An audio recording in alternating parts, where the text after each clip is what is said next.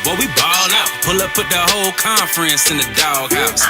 Leave them 6 feet, see me on the win streak. All-star status, go coach and the bench deep. Right. Offense on 10, how we run it? Your best ain't nothing, we gon' send them boys punting. Yeah. Black and red, got them dead on arrival. Defense hunkered down for the tie. Hey, you don't want it with the dogs. Film guy on it, you don't want it with my dog. Break it down, play by play, that's the day-to-day. Yeah. They know we ain't come to play, boy, it's UGA. Right. Kirby Smart, I cannot play the fool. Back to back, we did not come to lose. Back to back like we got something to prove. Pay your dues, dog nation on the move. What's up? We do a little bit different around here. We ain't come to play, we ain't come to play. Shut up and grind the tape. The tape. We ain't come to play, we ain't come to play. Them dogs in your face. Let's grind.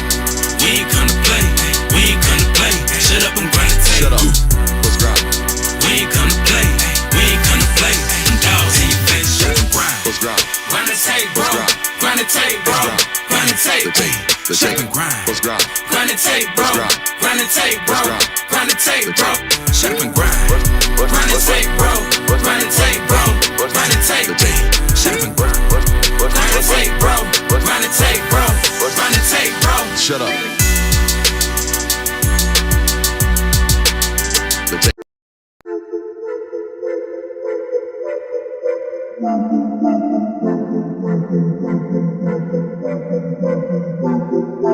Welcome in, ladies and gentlemen, to MBR, or as we like to call it around here, Nothing But Rants, the show where I find topics that I'm oddly passionate about and I pontificate upon them. These are not hot takes, but rather takes that I'm hot about. What's up?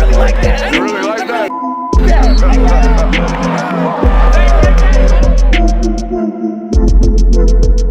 Let's shut up and grind some tape. What is up, ladies and gentlemen? Welcome in to the Film Guy Network on a fabulous Tuesday evening. We got a loaded show for you guys, as we usually do. We got our first off-season to-do list. New series we're starting around here. We're going to take a look at some national programs and say, hey, what do you have to do this year to be better or improve upon last year's performances? Bill Belichick making his first big-time move as the UNC head coach. The ACC, I guess, did a full schedule release today. We got Ryan Day jokes inbound tonight on tonight's broadcast as well, and some other news that has been scattered around the sport. But I want to start with this.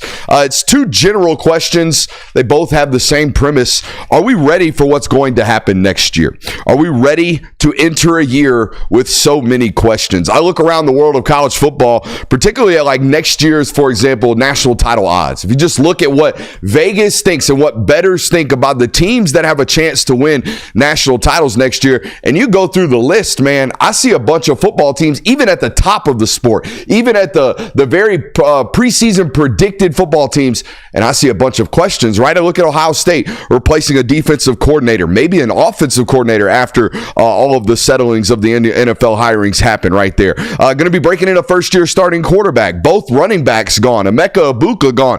Majority of the defense heading off to the NFL. I look at Texas, man. They got a new quarterback starting in next year, an entirely new defensive front. I know Anthony Hill and Colin Simmons returned for this football team, but they have brand new offensive tackles that they've got to replace on that offense that was dynamic in the run game last year. I look at Georgia. They have a new quarterback they're breaking in. Lost an NFL starter at each level on the defense, right? You lose Michael Williams, Smile Mondon, Malachi Starks. Those guys are going to be playing on Sunday. I don't think there's any questions about that. I look at a team like Oregon next year, guys. They're going to have a new quarterback, an entire new defensive backfield. You can wave bye to Tez Johnson, a football player that's provided consistency for several years there. Trey Ferguson, another one of those at the tight end position. Joey Bosa on the defensive side of the ball, a guy that has really led this Dan Lanning regime, if you will, to start off. I look at Penn State, and yes, of all of these football teams, Penn State retained really good football players. But I watched every really great football player walk out of the door to the NFL, right? Particularly Abdul Carter and Tyler Warren on the offensive defensive side of the football. Alabama's an entirely new football team next year. Entirely new at the quarterback position, at the running back position, wide receiver weaponry, defensive, at the linebacker position, right? In the back end, they're a completely new football team heading into next year. Notre Dame, they might return 16 of 22 starters, but all of their dudes, all of their leaders, the Jack Keisners of the world, the safety number 0, Riley Leonard, up off of this roster entering next year. I look at Tennessee as a football team that returns good parts, but did absolutely nothing this offseason to make themselves better in a time period where we felt like they had an opportunity to make a run. Clemson, as I look at these national title odds next year, is the only football team where I'm like, all right, we might be able to pencil them in for a conference championship, but they lost a lot of veteran weaponry up on the defensive side of the football. I assume Antonio Williams is going to the NFL. Yes, Cade Klubnik returns for this roster, but Phil Maffa likely off of it, right? I look at LSU, the last team on this top 8, if you will, in Vegas in terms of odds, and Nuss is back, but with what weapons, right? Running back room expected to get healthy. Offensive line going to have to replace several NFL starters. And by the way, it's Brian Kelly. I look across all of college football next year, and I think it's about as wide open as it's ever been in this sport. And I think we're due for quite a ride next year. And honestly, I think it's a little foresight into what we're going to see moving forward in the landscape of college football. I don't foresee another dominant football team like the one we saw in Ohio State this past year. I don't think we're going to see a collection of talent pool like we saw during those Georgia runs, or even that LSU team where we have seemingly 22 NFL starters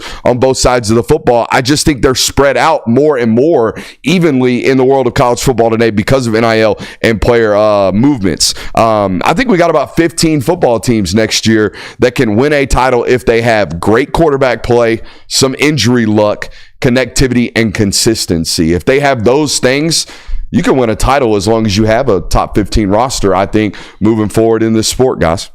First off, Antonio Williams is coming back to Clemson. Hell yeah. So they have him in the wide receiver room, a big addition. I don't even pencil that one in. I'm pinning that one in. They're the ACC champ next year, and I feel more solid about Clemson than any other football team in the respective conferences. Yeah, I think that's fair. I mean, considering what the rest of the ACC is right now, Miami had a run this past year, but they have a lot of moving parts this offseason. FSU figuring themselves out, and then the rest of it is kind of a crapshoot. Like, what is UNC? What is Louisville? Kind of some up and down programs, but I think like over the last 4 years or before this past national title, I think the biggest indicator for maybe a team that would win a national title was how many returning pieces did you have. Georgia had this going into the 2021 season. Michigan had this, and Ohio State had this, as you've mentioned as well. Now it's kind of like, is your quarterback returning? Is your best defensive player returning? And those are kind of the big two indicators. Or like, do you have a leading rusher that's returning? Or do you have a leading wide receiver that's coming back? It's not, hey, they have 8 guys on the offense coming back. It's really just, do you have the key pieces returning? And there's only quite a few of those happening right now in college football. I think as important as retention is in this, it's all about the execution as well, which is such a basic take to give. I mean, we saw towards the end of the season there teams that really played up to the level that we thought they should be playing at versus teams that might have necessarily sputtered out. I think Oregon was one of these teams that did not play up to the level that they should have in the playoff.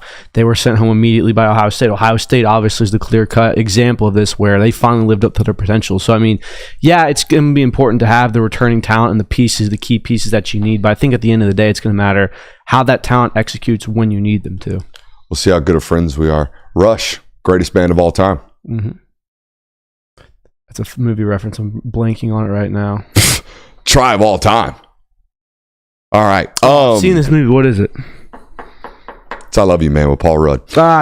We really are, and on a serious note, we really are entering a level of talent dispersion where it is kind of any given Saturday, especially in the SEC, especially at the top half of the Big Ten. I do think, though, that some of these conferences need to do a better job about cleaning out the garbage or at least tightening things up. Speaking of tightening things up, I've been tightening up my spending lately, boys. I've been tightening up my spending lately with our friends over at Rocket Money. Rocket Money is a personal finance app that helps find and cancel your unwanted subscriptions, monitors your spending, and helps lower your bills so that you can grow your savings. Guess this. Listen to this, guys. Rocket Money has saved over 5 million users.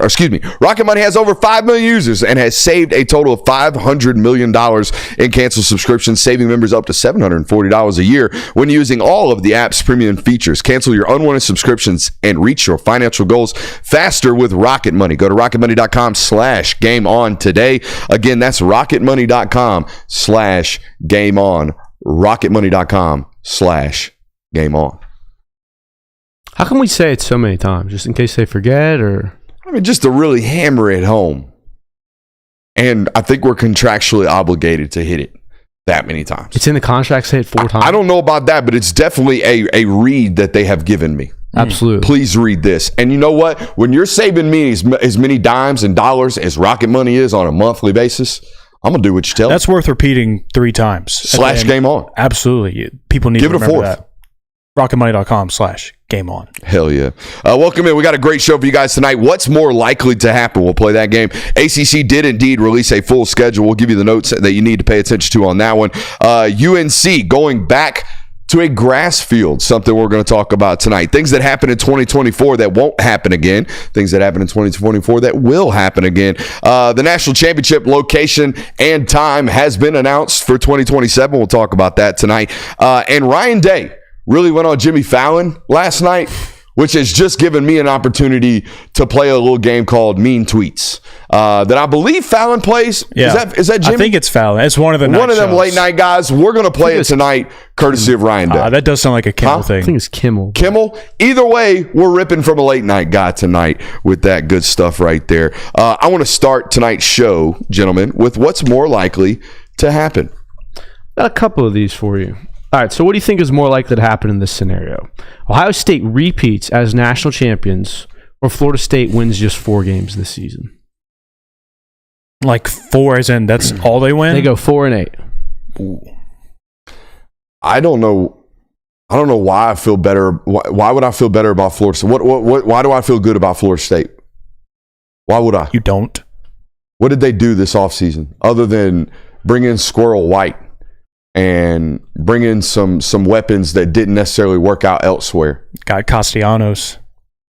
Yeah, I'm supposed to get excited about Thomas Castellanos and Gus Malzahn. Yes, you are. Now, I do have to say this. Gus Malzahn, as an offensive coordinator, no longer a head coach, much more dynamic in terms of game plan and preparation than he is as a head coach. I feel like some of it gets lost in the weeds. The down-to-down, execution of the offense seems to elevate when when was the last time he was actually a coordinator? Auburn National Championships? I guess. Because didn't he go on a run of being head coaches elsewhere after that? This is the first time in 10 years. Yeah, no, this guy's just been calling plays. Malzahn was head coach, Auburn, then UCF. Yeah, no, he's been a head coach since then. So I think it's a good opportunity for him to kind of spread his wings. I'm optimistic about that. Not very optimistic about everything else, but I highly doubt they go 4-8 in the ACC. Give me a 7-5 season from Florida State this year, bare minimum. Honestly, though, I feel better about a Florida State team winning 4 games than I do anybody repeating as a national title. I'm going Florida State. As surprising as it is, like we just listed it out, like the talent pool has never been more even as it is. And with this 12-team system, like it truly isn't just, hey, as long as you get to the playoff, you got to win 1 game and there's a really good chance. It's basically you have a completely other season that you have to go undefeated in. So I like Florida State winning 4 games there. I don't think that'll happen. I think both of these scenarios are extremely unlikely, but I would lean Florida State being one. Yeah, and I think that speaks more of the college football playoff field now and the dynamic of college football more so than it really does about what Florida State is going to be. Even though we don't feel great, even though we don't have any reason to really be excited about them or circle them as a team to watch in 2025, it's just kind of where we're at in the sport of it was hard to repeat as national title champs to begin with in a 14 playoff field. It's really hard to do it in a 12-team format. Yeah, they kick off the season against Alabama, East Texas A&M, which congratulations. I did not know y'all had a football team. Kent State, Virginia, Miami, Pittsburgh, Stanford, Wake Forest, Clemson, Virginia Tech, NC State, Florida. Apart from Clemson right now, the ACC and the Big 12 are equivalent. Mm-hmm. There are a bunch of teams fighting for who can go 7-5 and who can go 5-7 and get fired. Mm-hmm. That's what it looks like to me on paper going into next year. Yeah, and it feels like you really only, and the Big 12 doesn't even have this. Like the Big 12 doesn't even at least have a Clemson right now, where as much everybody loading up on K-State futures this year. It's that already. It's like a turn. It's a turning door right now. It's just kind of like let's try this team out. Which team is it going to finally stop at? Whereas at least the ACC has Clemson, and I know that they've been under a lot of scrutiny over the years, but they were top 12 team this year, and that's kind of feels like what Clemson is going to be under Dabo Swinney. Even though they like barely scraped by this year to make a playoff, I mean they still got there, and they feel like the safest bet. What seems like for the foreseeable future in that conference, you can't say that about anybody in the Big 12 right now. All right, moving on to the next one. What's more likely to happen? The SEC does not fire a single coach this season, or a Big 12 team wins a national title. Oh, somebody in the SEC is getting cooked. For sure. Yeah. You can't go 2 years in a row, right? Where No. nobody That gets fired would be a again. miracle. Has that ever happened? 2 years? 2 years in a row? Not since I've been alive. There's always coaching I don't think there's changes. been a year since I've been doing this where at least one guy hasn't been fired Yeah. in this conference. It's every year. But then we talk about it, and it's name a Big 12 team you'd be comfortable with winning the That's national right. I mean, championship. this is really, really tough. I definitely don't think we go a year. I think it's more likely we go a year without an SEC coach being fired than a Big 12 winning a national championship. Hey, I mean, there was maybe a world where Arizona State makes a run at it. You know, That's a couple true. plays go different against Texas. They true. get hot, start rolling. What has he done? When you look up what Kenny's done in the transfer portal this offseason, did he add any weapons? Did he add any defensive like dudes? Because I think he needs more playmakers on that roster to where he's not having to scheme up all the dubs, if you will. Big dubs in the chat. They picked up Nyland Green from Purdue. They also got another Purdue guy, both cornerbacks. They got a wide receiver from Alabama, Jaron Hamilton. They got Michael Gardner, a defensive lineman from Oregon. They got offensive tackle from Nebraska. Things like that. No, we Not didn't go really. out and continue momentum here. That would have been a big ad if they could have got the Branch brothers. Yeah. Oh, yeah. They That'd drew been a insane. visit there. That would have been crazy. Would have been a lot more optimistic entering 2025 for those guys. Anything else? What do you got? Yeah, I've got one more. What's more likely to happen? South Carolina makes the playoff or Alabama misses the playoff? Probably more likely that Alabama misses than South Carolina makes. You think so? Yeah, because you brought it to my attention. I'm a big fan of Lenore Sellers. I think that's been very apparent through our coverage already this offseason and definitely the film study that we just released that nobody's watching. But apparently nobody's really watching anything right now. But we're going to keep working.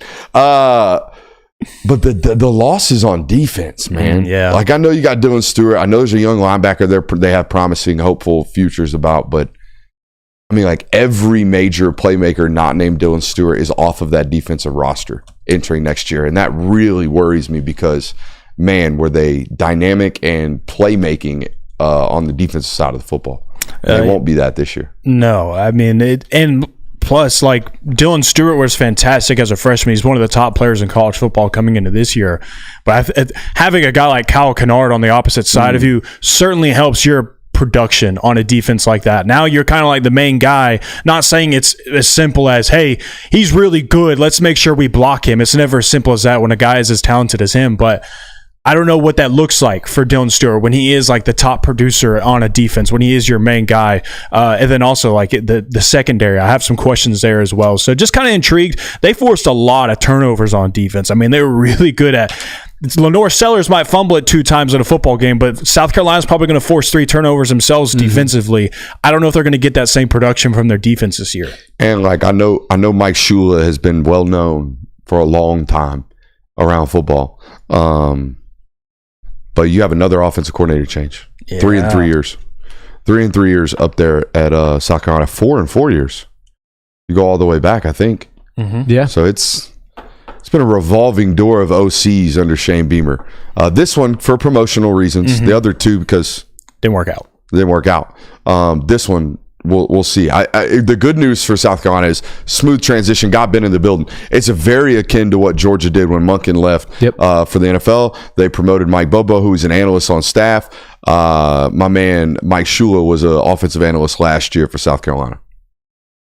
So yeah, should be interesting. But I think it's probably most likely that South Carolina were to miss than Alabama to miss next year. If Alabama goes 9-3 next year, I'm not going to be shocked. No, yeah. You know? It is. I would be shocked if they went 8-4. Yeah. You know what I'm saying? If they went 7-5, Ooh, we'd be real like raising eyebrows. But I would be surprised if they went anything worse than 9-3 next year. But 9-3 isn't guaranteed to get in the playoffs. No. I mean, there was not. only one 9-3 team that made it this year, and that was because they won the conference championship. Who? Clemson. Oh, that's right. They were 10-3 after the conference championship. Right, but they were You're 9-3. You're right. They had 3 regular season losses. Yes. You are correct. Speaking of that, let's give a quick shout out to our friends over at BetUS. If you have not already, head over to BetUS, use promo code YouTube150. You'll get 150% deposit match up to $2,000 on that first time deposit and 125% deposit match on your next 2 deposits. Again, that's promo code YouTube150. Head over there and support those who support us. I told you about the live casino last night. I'm probably going to get in on a Super Bowl play, Curb. Ooh, you know which one yet? I don't. What's the line? Because I'm going to tell you what I don't do. I don't bet against Patrick Mahomes. I think it's -2.5. Easy money. Easy money. Give it to me. Same game parlay? Maybe. You got to do the Gatorade. Either way, I'm getting in on the action over there on BetUS, and I'm definitely going to use that promo code YouTube150. Might sign up on a new account. Don't tell them I said that, even though they listen to our ad. Yeah, I was going to say, unfortunate. the worst place to say right you there. would do that. Yeah, unfortunate right there. Lack of professionalism. Shout out BetUS. Appreciate those guys. Let's head to this ACC full schedule release, boys. When it came out today, obviously, hated the way the ACC website's formatted. Ew. Yeah. I thought, I love that they had the boxes down there with the little plus buttons on each team. I thought it was going to pop up a PDF card of the schedule. Takes you to a different website. Takes you right to their team website. Stupidest thing they've got going on over there. Could have had it nice and easy for everybody involved. However,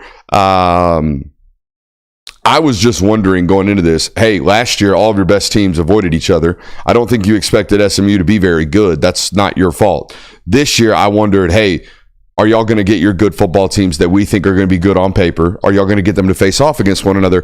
SMU plays Clemson and Miami. Miami's toughest conference games are at Florida State and SMU.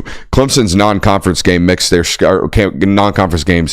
their schedule an absolute gauntlet. I think Clemson might have one of the toughest schedules in college football next year. It opens with LSU in a neutral field, Troy at Georgia Tech, Syracuse at North Carolina, at Boston College, SMU, Duke, Florida State, Louisville, Furman, and then ending the season at South Carolina. That's as tough as an ACC slate will possibly humanly get. That's definitely one of the tougher ACC. So I don't know if it's toughest schedule in the nation. It'll be preseason I think it'll be top 10. Probably strength of schedule, easily top 50 in college football. Which for an ACC schedule, that's a gauntlet. That's insane. We had 2 ACC playoff teams this year that had a strength of schedule outside the top 25. Was it? Was Clemson's that low? Only because of Georgia. I was going to say, Georgia did carry. But SMU and Miami were well outside the top 50. But I mean, honestly, they're like, props to Clemson. I think this is why Clemson gets the benefit of that. They've had these out of conference regular season games. They played Georgia in 21.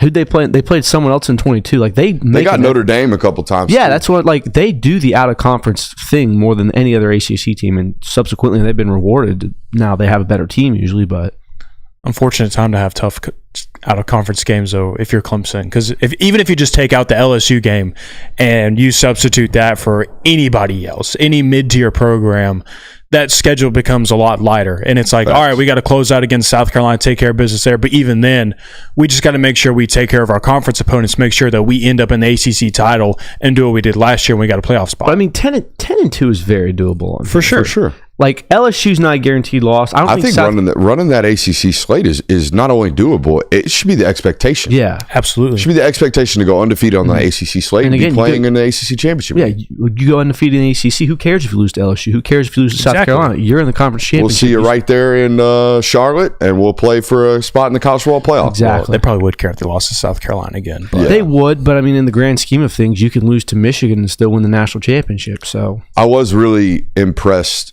the second time I swung back around and studied Klubnik before that Texas game, just how much he had started to make big time throws. Like towards the end of that year, man. The only reason they were even a smidgen into that Texas game was because of how he started. I mean, he was dialed to start that football game. So yeah, any other thoughts on the ACC schedules, guys? I don't think there's, other than how bad the website worked. Florida State opening against Alabama is a tough pull. Yeah, pretty gnarly. But again, that's not Nick Saban, Alabama, where it's probably scheduled that one when a while ago. Good. A while ago. Georgia Tech's going to Colorado next year. That'll be interesting. Week 1 to Colorado. That Week 1 slate for the ACC is interesting. They got Clemson versus LSU, Alabama versus Florida State, Georgia Tech at Colorado. Like, there's a couple of games there. Miami's playing Notre Dame. I was about to say, you led me into it. Did you see the little bullet point at the very end right before conference championships? It said games against Notre Dame.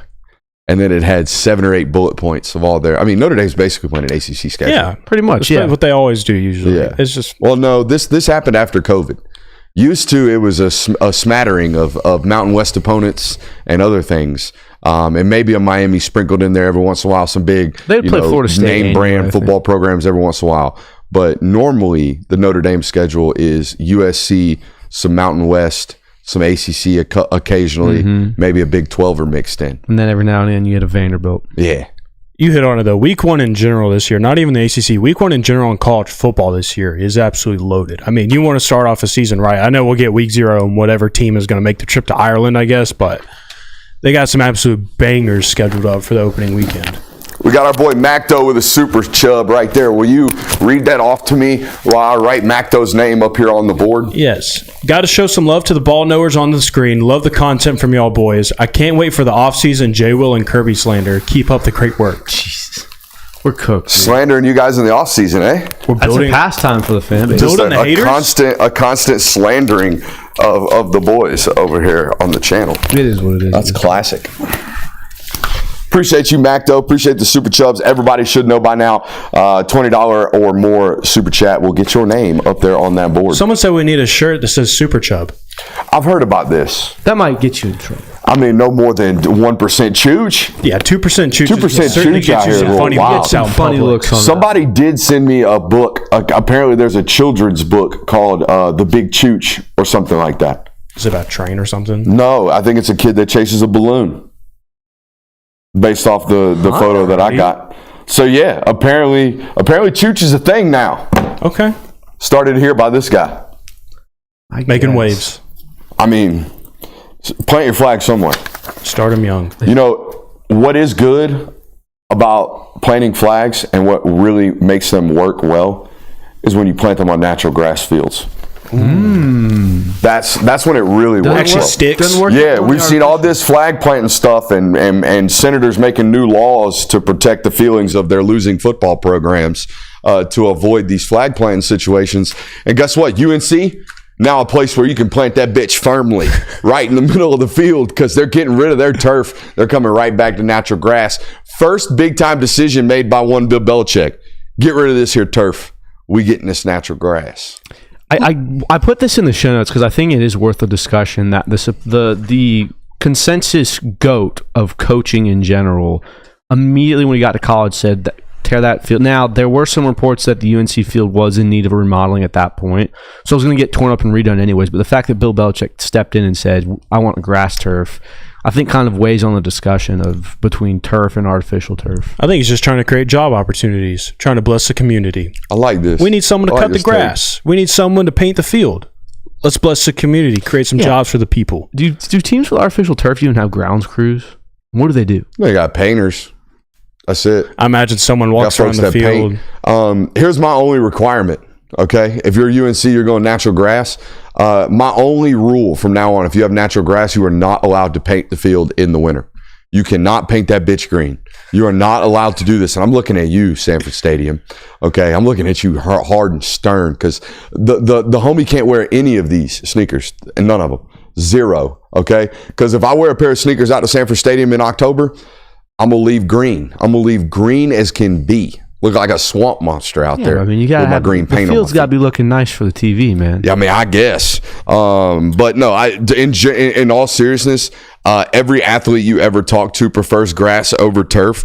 I enjoyed playing on grass far more than turf. Every player, like I said, does. The only reason, in my opinion, we ever moved to turf fields was because NFL owners bought stadiums that were covered in domes, and they're like, well, we got to put AstroTurf in here. And then they realized, oh, wait a minute. Putting this AstroTurf in here just eliminated all of our grounds crews that you just talked about, all of those salaries and all those wages and all that water and all that cost and overhead that is required to keep or upkeep a field now gone. And so everybody's like, oh, wait. It's way cheaper. It's why all these high school fields nowadays are in turf. Do you know in my college career, I played on one natural grass field? One. It was Kennesaw State. That was it. The rest of them were all turf. Every field nowadays is turf. And I know there is no statistical data that says it actually does increase injuries, but I still think it does. Is that goofy? Even though there's no statistical data to prove otherwise, I still think it does. Here's always been my kind of argument against the fallacy of the turf versus grass thing. Everyone talks about how playing on grass is much better, and that's fine. I played on grass too. 90% of the time, 10% of you playing is on the field in game day. The other 90% you're practicing. Every practice facility in America, with the majority of, or at least indoor, is turf. Yeah. And no one ever complains about indoor turf. Like, it's only in game stuff when it happens.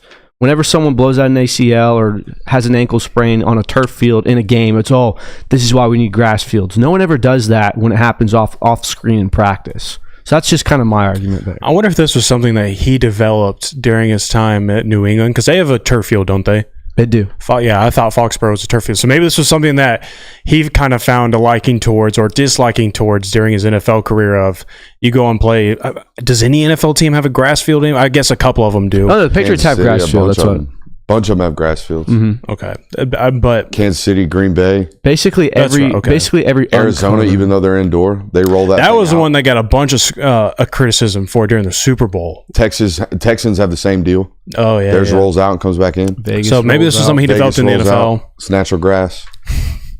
So there's a lot of them. Mm-hmm. There's a lot of them. Even the indoor stadiums have natural grass on the NFL level. The other reason is because at least in the NFL stadiums, most of them have turf because they're concert venues every year round. These college programs don't have this as much. Yeah. So yeah. Things that will happen, or things that happened in 2024 that won't ever happen again. Classic misconception here on the show notes. Yeah, I should have between specified Kirby and I, it. huh? This happens. So how'd you approach this? This happens. So I think things that happen in 2024 that will not happen in 2025. Yeah. Now, obviously, in the show notes, it does clearly just say again. So I fully should have specified it. But all right. So here's how I approach this. Things that happen in 2024 that will happen again. Number one, Ryan Day will win another national title at Ohio State, and here's why. Unless you have some scandalous behavior or scandalous reason for them to get rid of you, you win a national title at Ohio State, you pretty much get to ride that thing out. Tressel was going to be there forever until Terrell Pryor traded in his bowl rings for some tattoos. Urban Meyer was going to be there forever until he was like, you know what? We're like 1 year off from kicking kickers in Jacksonville for $10 million. So I'm going to go ride that one out. So I do think Ryan Day has the opportunity to stay at that school as long as he sees fit. it's interesting, though, because there's never been a story of an Ohio State coach winning the national title and then plummeting below expectations. No. Like, even after, like, Jim Tressel, Urban Meyer, like, these guys that won national titles, they won it, and they stayed in that 10-win, 11-win range. They're always competing for national titles. I don't know if Ryan Day's, like, got amnesty now because of that. I mean, if they pull out an 8-4 season and you lose to Michigan, I think the fire... Bro, hell will freeze over before Ohio State's 8-4. I mean, I don't disagree with that, but I don't know if Ryan Day's immune at this point. Is he immune from, like, say Ryan Day is at Ohio State for, I don't know, 7 more years. He loses to Michigan 7 more times. Oh, my God. Yeah, no, you're cooked here, at that point. I mean, but come on. But even if you're still making the playoff, like, it's that big of a deal, you think? I don't know. This has been a big discussion point in college football media the last 24 hours is how, you know, we made that game meaningless or whatever, you know, because Ohio State lost it and then turned around, had a great run, won a national title, losing the biggest game of their regular season. Yeah. To me, I think, like, meaningless is such, like, it depends. Like, meaningless maybe to the neutral fans. It's maybe meaningless to them in the sense of Ohio State losing that game no longer means they're out of the playoff, but obviously it's not meaningless to those two fan bases, and I think that's what truly matters. As long as those two fan bases and those two programs, and for any rivalry for that matter, if they don't find it meaningless, then it's not meaningless. Like, just because the SEC fans think it's meaningless, but as long as those two teams are still planting the flag midfield and doing the typical thing, I don't think it's meaningless at all. I am fond of this jacket, but it is extremely hot. It looks like a thick jacket. Hot. It's a winter jacket, isn't it? Go ahead. I think it's something. It's 1996 team issued. Ooh. Yeah. Yeah. Either way, what do we got? We're going wardrobe change at halftime, no doubt. I don't think that we will have another shoe-in from the G5. There will not be another Boise State where it's as cut and dry as it was this year. Shit, that one wasn't cut and dry. If Wyoming sneaks a fourth quarter touchdown, here's the we're in trouble. It was, but it wasn't at the same time. UNLV had them down to a one-score that's game. like cut and dry in the sense of when the regular season is concluded or when conference championship weekend is concluded. Like, it was obvious Boise State is the G5 team that's going to get in here. I don't think you're going to see that anymore, partially because you're not going to see an Ashton Genty at Boise State. You're not, heck, I mean, you've even talked about Ricky White at UNLV. You're not going to see that. Well, that was my next bullet point, but yeah. Oh, sorry. It's all anyways. The funny thing about the cut and dry of the group of 5 one is like the arguments for Power 5 teams are simply because of like, did Alabama deserve to get in over a SMU or a vice versa, things like that. The group of 5 is one of the only cut and dry selections simply because it's who's the highest ranked. Okay, you get to go in, and no one really cares about it because everyone knows they're just a sacrificial lamb, and it's kind of just a charity spot for them. So I mean, it's interesting, but I do think that Oregon will finish 12-0 in 2025. I think that's something that's going to happen. So easy. That's kind of the expectation. 2 years in a row they got gifted. It's super nice and easy schedule. Anything else that won't happen or will happen? Wait, hold on. Will happen. Marcus Freeman will be back in playoff spots almost perennially. I just don't know how soon he returns to like legitimate national title contention. They're going 11-1 and 10 or 10-2 every year, I think, moving forward. Looking at their schedule next year, it's at Miami to start the season. They get a bye week, Texas A&M, and then they get the run that they get every year in the middle of the year, or at least I think they're going to have. Purdue, Arkansas, Boise State, NC State, USC, Boston College, Navy, Pittsburgh, Syracuse, at Stanford to close the year. So they're going to play arguably 2 top 25 teams within the first 3 weeks with a bye week in between, and then play a bunch of teams that were 7-5 last year. Yeah. That's Notre Dame. Yeah, I mean that's always been Notre Dame though. Like, it really hasn't. If you look at Notre Dame's strength of schedule for the last 25 years, they are dead set right in the middle of like the top 10 every year. This is, I really do think this is new because we've expanded. It's obvious. We've expanded the number of regular season conference games that you have to play in the Big Ten, and we're going to 9 in the SEC, or at least they're contemplating going to 9 in the SEC. All right. We expand these conferences, and not only that, we de-incentivize a non-conference scheduling. I know they got Texas in a couple of years coming up. I understand that some of these schools have opted to do this, but I think moving forward, a lot of these schools are going to look at this and say, why in the hell would I schedule Notre Dame when I can schedule Northern Illinois? Pun intended. I mean, it's fair.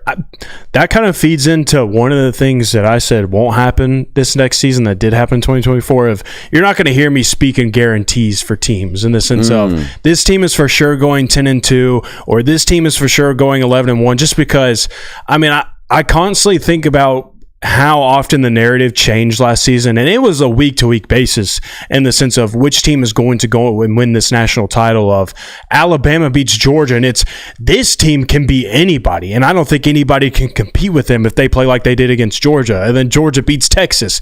Georgia's the clear-cut number 1 team. They're the best team top to bottom, and then they go on and struggle in the back half of the season. And then Texas looks like the clear-cut number 1, and then it's Ohio State, and then it's Oregon.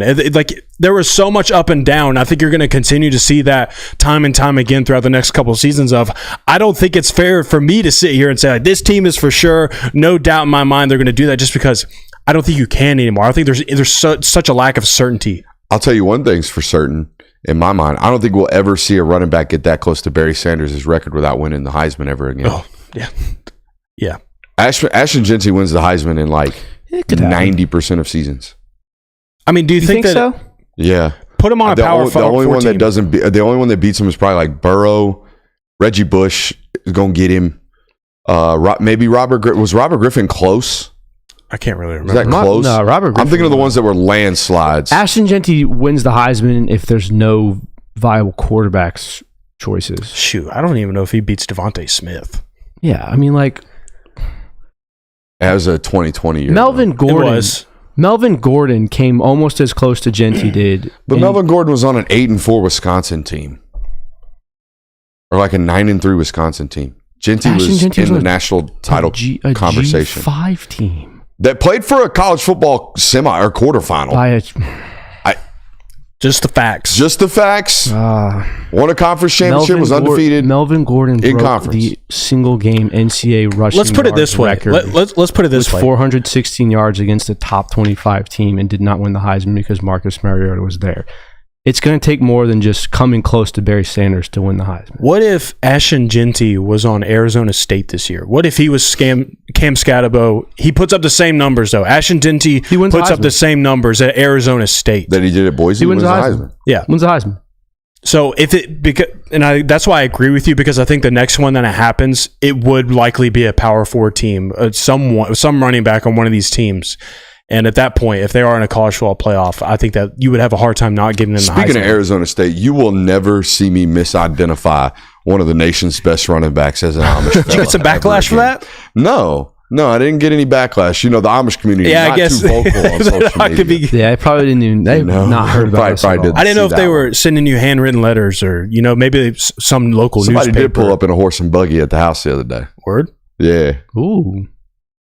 What they want? Sell some meat. I was flabbergasted that they kept it on ice. Honestly, I would probably bought it. Yeah. That's some fresh meat, dude. Fresh. Circle the wagons for Scatabo. Are we still doing will or won't? I don't even know where we're at this point. I think we're just kind of moving around. Yeah. It's peak off season right about now. I think that one thing that will happen again next season is you're going to see an up and down SEC. And it's kind of going back to the point I just previously made of you're going to see the narrative change so much because especially when you look at the quarterbacks that the SEC has next year, and I'll kind of tie two of them together.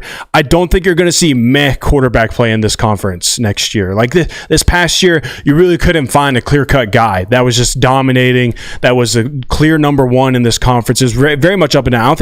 I think you'll still have some conversation of who is the number one because I don't think it's going to be a clear-cut guy, but I do think that you're going to have a lot of great quarterback play in that conference, and it's a reason why I think it's going to be such an up and down year because there's such great offenses and there's such great pieces returning to where there's a lot of good football teams. I think they're going to beat up on one another kind of like they did this past season. I can guarantee you will continue to see first round blowouts in the playoff until they fix the auto buys. I don't even know if it's going to fix the auto buys. I think that's just what happens in college football. Like it's so rare for the perfect playoff scenario, and this is what everyone want, was every single game is a down to the wire instant classic that ends in a 1 point, one score finish. It's not realistic. No. Oregon and Ohio State were two of the best teams in the country this year, statistically or talent wise, and we saw how that matchup went. That had nothing to do with Oregon being unfair. Like we all agreed that Oregon was the number one team all the way through the season. That had nothing to do with their buys. Yeah, I agree that the Boise States in the world and probably the Arizona States, even though they had one of the better playoff performances, I don't think that fixing auto buys is going to fix that. I think that it's an unfixable thing. You're always going to have blowouts in games. It makes no sense to me to take what we all agree to be the 12th team and make them a 3 seed because they won their conference. Look, I agree wholeheartedly. It may not have been the reason this year. It may not be. It's going to jack your brackets up. It's absolutely going to jack the brackets up, but I don't think getting rid of that is going to fix the fact that you're still going to have first round blowouts. I mean, we just watched a conference title game in the NFL be an absolute blowout. Didn't see much criticism of that. We've got freaking blowouts for a game going to the Super Bowl. Instead, it was, Jaden Daniels just absolutely cleared what they were supposed to do this season, and he rose that roster and made them such a better team that they made a conference title game against the Eagles, and they were just outmatched. I mean, I just think that we look at it in different ways when you probably shouldn't. Like we get the blowouts in the NFL. Maybe you get closer games at a higher rate because the field level is it's a lot closer than it is in college football. But blowouts happen at both levels. Mm-hmm. We good on these? Yeah. It was announced, I think yesterday, maybe the day before yesterday, that the national title has already been scheduled for 2027. It will be on Monday. I think January 27th was the day that I saw out there in Las Vegas. And the takes have obviously been flying about everybody in college football being upset that this national title has been moved to Monday and continues to be moved to Monday. even though everybody disagrees with it. And I think there is a harsh reality that I don't like to talk about because I prefer this brand of football. I prefer college to the NFL, but there is a harsh reality. We are second-class citizens when it comes to the sport of football, and that is unfortunate, but the hard facts and realities are there behind you. I actually found a Reddit post on this today, gentlemen. A Reddit post, and I don't necessarily take Reddit to be, the gospel, but they brought some stats. They brought some figures here that are undeniable. 17.4 million people watched Michigan versus Ohio State in 2022, which was the most watched regular season college football game in the last 12 years. The day after that, 23.5 million people watched some dude named Bryce Perkins for the Rams get waxed by the Chiefs. In early 2022, more people watched Tyler Huntley play a geriatric Ben Roethlisberger in a game that aired at 10 p.m. Pacific Standard Time than the Rose Bowl. Ooh. I'm going to read that one again. In early 2022, many more people watched Tyler Huntley play a geriatric Ben Roethlisberger in a game that aired at 10 a.m. Pacific Standard Time than watched the Rose Bowl. Okay, there is no... Okay, they do okay numbers. No. They wipe the face of the earth with collegiate numbers, and because of that, college football has decided to, and their TV partners, rightfully so, have decided to completely avoid Saturday and Sunday during playoff runs of college football or professional football teams. It makes sense to me, or business sense to me, and it also makes sense to me why college football fans are up in arms about it. But you have to understand. It is what it is, a business decision, and it will remain that way. Yeah, I mean, the problem is if you put the games on Saturday, the college football fans will still watch them. That's absolutely fine. Yeah. But the casual, some odd million Americans that say, I like football, I enjoy having it on, are going to go for NFL games as opposed to the national championship. That's and the gambling. And the gambling. See, I understand why people want to complain about it, but too, whatever day it's on, you're going to watch it. If you're going to watch the national title, you're going to watch it if it's on a Monday, Tuesday, Wednesday, Thursday, Friday, whatever day it is. And plus, people want to complain that, it's at 8 o'clock on a Monday, I got to get up and go to work the next day. Well, people watch college football every Saturday and get up and go to church the next morning. You don't complain about that. Not even that. I mean, it's just... But that's the thing, though. It's I want the day off the next day. I don't want to have to do this and that. I don't want it to be on a Monday. It should be on Saturdays like it always is. Point is, whatever day it is on, you're going to watch the national title. If that's what you do, if that's what your priority is, you're going to watch it no matter what. Not just that. The Super Bowl is on a Sunday. It's the same exact thing. You still have to wake up and go to work on Monday the next day. I don't understand the argument of I'm so tired. I hate having to watch a national championship game and then go to work the next day. It's the same thing with the Super Bowl. It's been that way since the existence of the Super Bowl. I understand being upset that it's not on Saturday because you are used to being able to watch a college football game, wake up the next morning and not have anything to worry about. And we're in the national championship. That's not the case. But it's something you've been used to your whole life if you're an avid football watcher. It's just an easy stance take. It is. That's what it is. Mm-hmm. It really is. Everybody agrees with you, so you can tweet it out and get a bunch of likes. Yep. Which I played a hand of this weekend about saving the whales. You want some engagement farming right here? Watch this. The NFL is rigged. The Chiefs get all the calls. 10,000 likes later. Come on with it. I mean, they do. Come on with it, baby.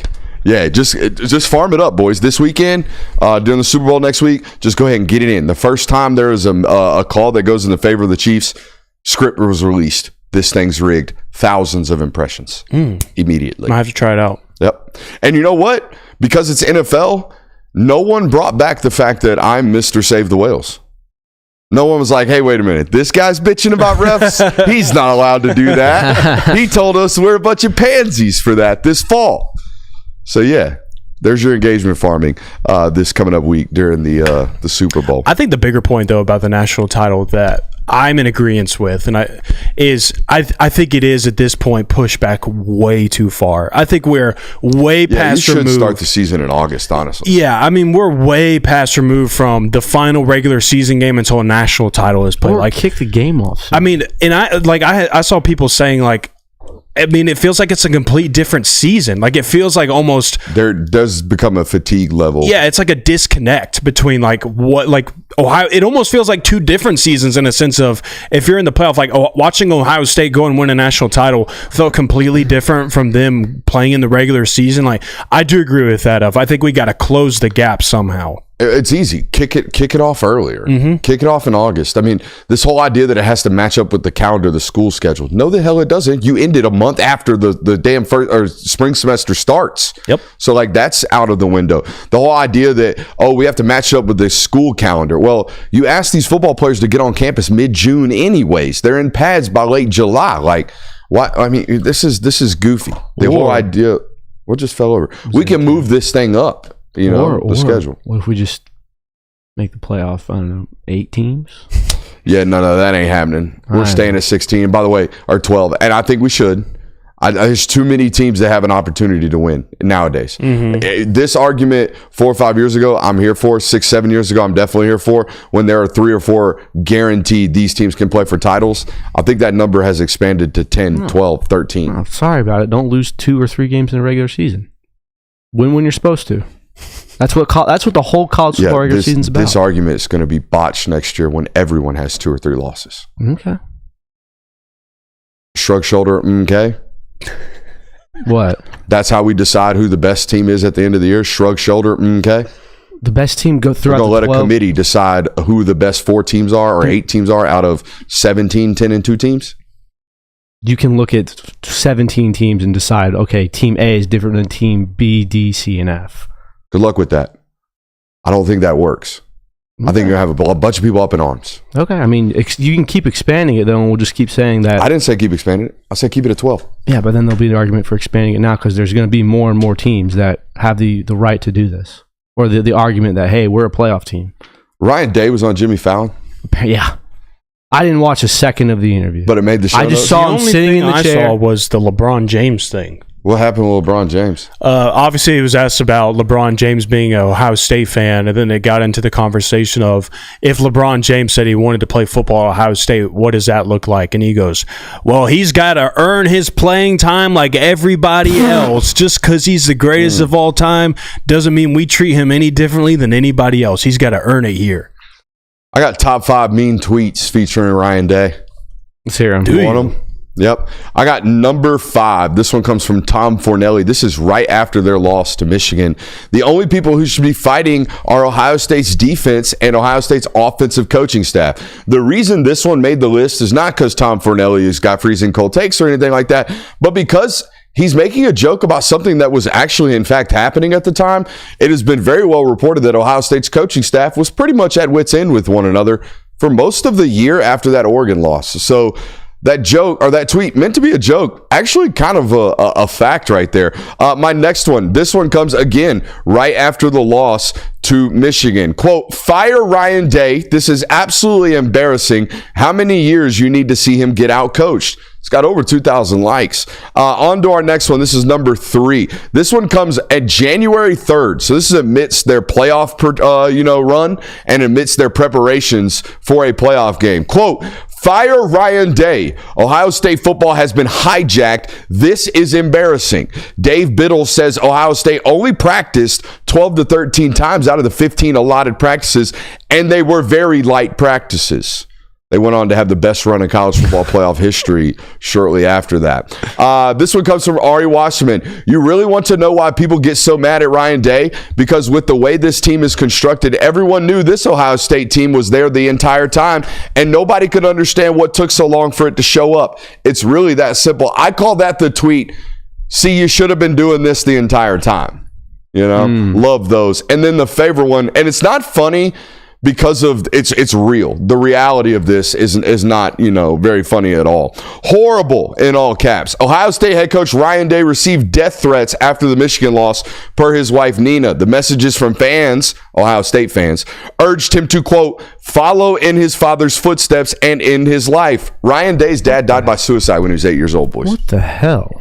Yeah, we had Ohio State fans writing handwritten letters to off yourself, head coach, just a month before he won a national title. Wow. Love that. That's gross. I mean, jeez. You got to be a special kind of demon to write handlet or written notes for a man to, follow in his father's footsteps. Over a football game. Relatively unimportant. Over a football I know game. that football for the majority of us is the most important thing to us, but not that important. Not that important. You know what is important? When you get to a college football playoff 2 years in a row, you come up short 2 years in a row, and you got a 5-star quarterback coming back the next year. That is the status of the Texas Longhorns, boys. And we are dusting off our to-do list, okay? So we're going to start a series here over the next 5 to 10 minutes. I want you guys to tell me what Texas has got to do to get back, not only to where they have been, but to finally get over that hump and potentially win a national title. I have a top 5 of to-do lists. Do you want these? Yes. Go ahead. You want to go 1 to 5 or 5 to 1? 5 to 1. Let's go 5 to 1. Number 5, replace Gunnar Helm and Matthew Golden on this offense. You want to talk about security blankets, boys. If you watch Texas over the particularly last year, Gunnar Helm and Matthew Golden were the dudes that they went to every single time they needed a big play. If they needed an explosive, they went to Gunnar Helm. If they needed a 3rd and 8 conversion, they went to Matthew Golden. They have to replace those absolute security blankets for this football team. Number 4, I really think this is important. They've lost a tremendous amount on the defensive side of the football. Basically, their entire front 6. Jim Thorpe Award winner at the cornerback position. Makuba's gone. They've lost a ton. But here's the deal. If they can highlight Colin Simmons, if they can highlight Anthony Hill, if they can highlight Michael Taft, okay, I really do think this defense can not necessarily match what they did a year ago, but they have difference makers on each level of this defense that if they do everything they can to make sure those guys are getting loose and active, I do think they can still have that playmaking ability that they had on the defensive side of the football this year. Number 3, and this is an important one, and they made this run in the SEC, and they were a top 5 seed in the college football playoff without arguably their best offensive weapon last year, and it would have been Cedric Baxter Jr. in my opinion. I have said since coming out of high school, I think this is Najee Harris Jr., and nobody used Najee better than Steve Sarkisian did at Alabama. Cedric Baxter getting back healthy is massively important for this offense. Number 2, replace the tackles that created a dynamic run game for you guys. 56, Kelvin Banks off to the NFL. Okay, those guys were premier tackles for you guys. They're going to be drafted inside the top 100. Kelvin Banks drafted most likely in the 1st round. You're going to have to replace that star power that created those outside wide zone stretch run games that you guys had this year. And number 1, the most important thing for this Texas offense, and it would have been important whoever the starting quarterback would have been, y'all have got to figure out the deep game passing, okay?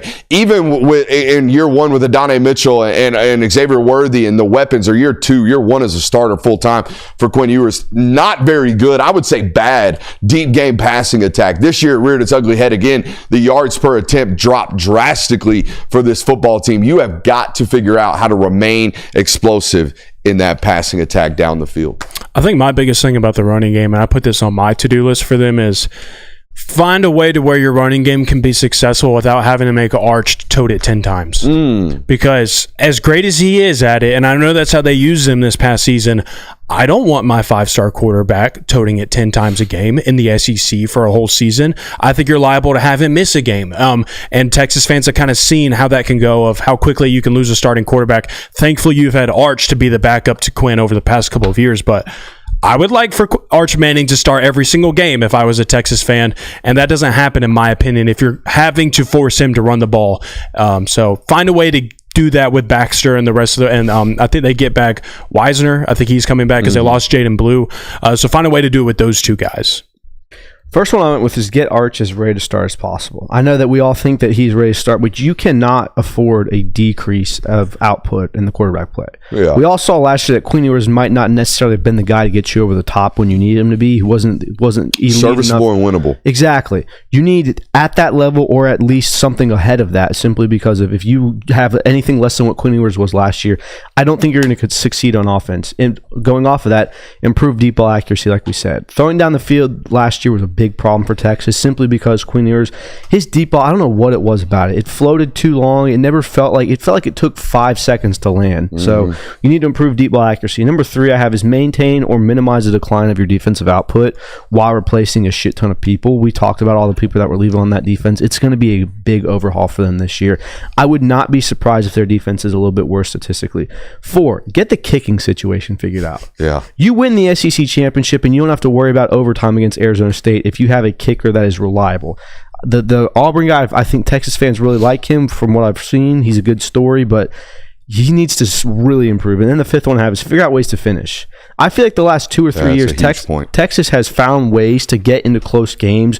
Georgia in overtime, Arizona State, and they did finish. Washington last year in the playoffs. Exactly. Like, you've had multiple games. Now, they've done it to their credit. They did against Alabama. They were able to do it against Arizona State. But it doesn't happen consistently enough. It didn't happen against Ohio State. Didn't happen against Georgia in the SEC Championship. Didn't happen against Washington in the Sugar Bowl last year. They need to find ways to consistently finish games. And I think it goes back to like the point of winning moments in games like that. And this was talked about to death in the Kansas City versus Buffalo game of Kansas City. They've won 14 straight one-possession football games. It's because they win those types of moments every single time. And they did it again against Buffalo. Georgia did it during their national title run. Heck, they did it against Texas this year. Ohio State was doing this. Notre Dame was doing this in their run to a national title. Texas hasn't quite figured out how to finish football games. Have you heard that Mahomes stat? 4th quarter opportunity to drive and either tie the football game with a touchdown or win the football game with a touchdown in playoff games. So the average stat is being 50%. So going 50% is good. Yeah. Drew Brees was 60%. Tom Brady was 65% or something like that. Patrick Mahomes is 7 for 7.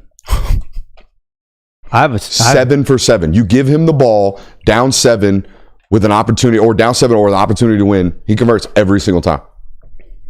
I have a Patrick Mahomes stat for you. Yeah. Patrick Mahomes has three less career roughing the passer calls than Tom Brady does in his entire career. Tom Brady, the Raiders fan. Tom Brady played for 23 years. Patrick Mahomes is in year 8. So he shouldn't have as many. He hasn't played as long. What are you telling me?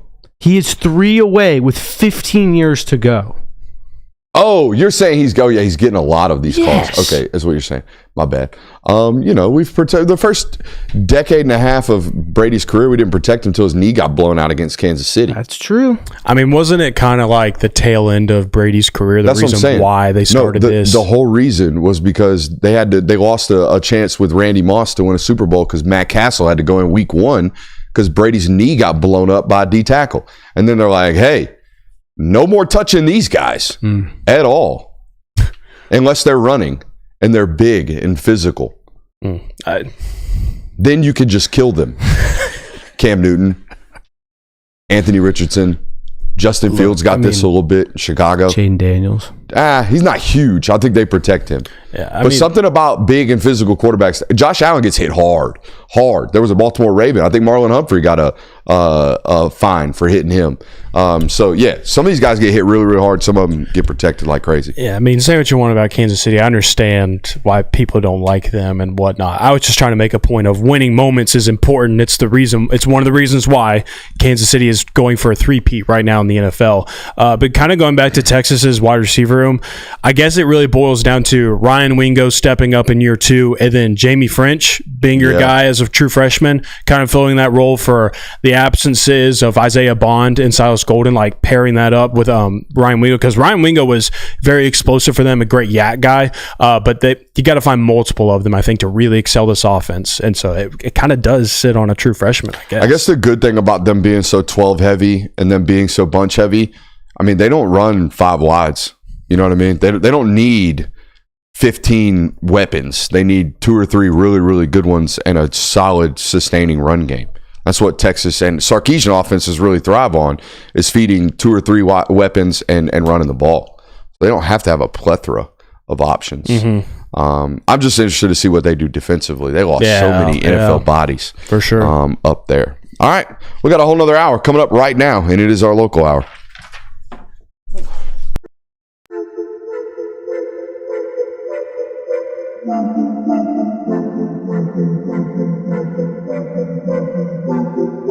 Welcome Welcome into Talk the Dog, the show where we find a bone to pick and a take to give. These are not hot takes. These is dog takes. Can I talk that dog?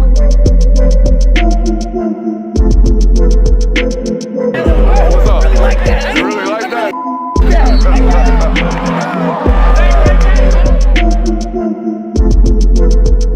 Let's shut up and grab some tape.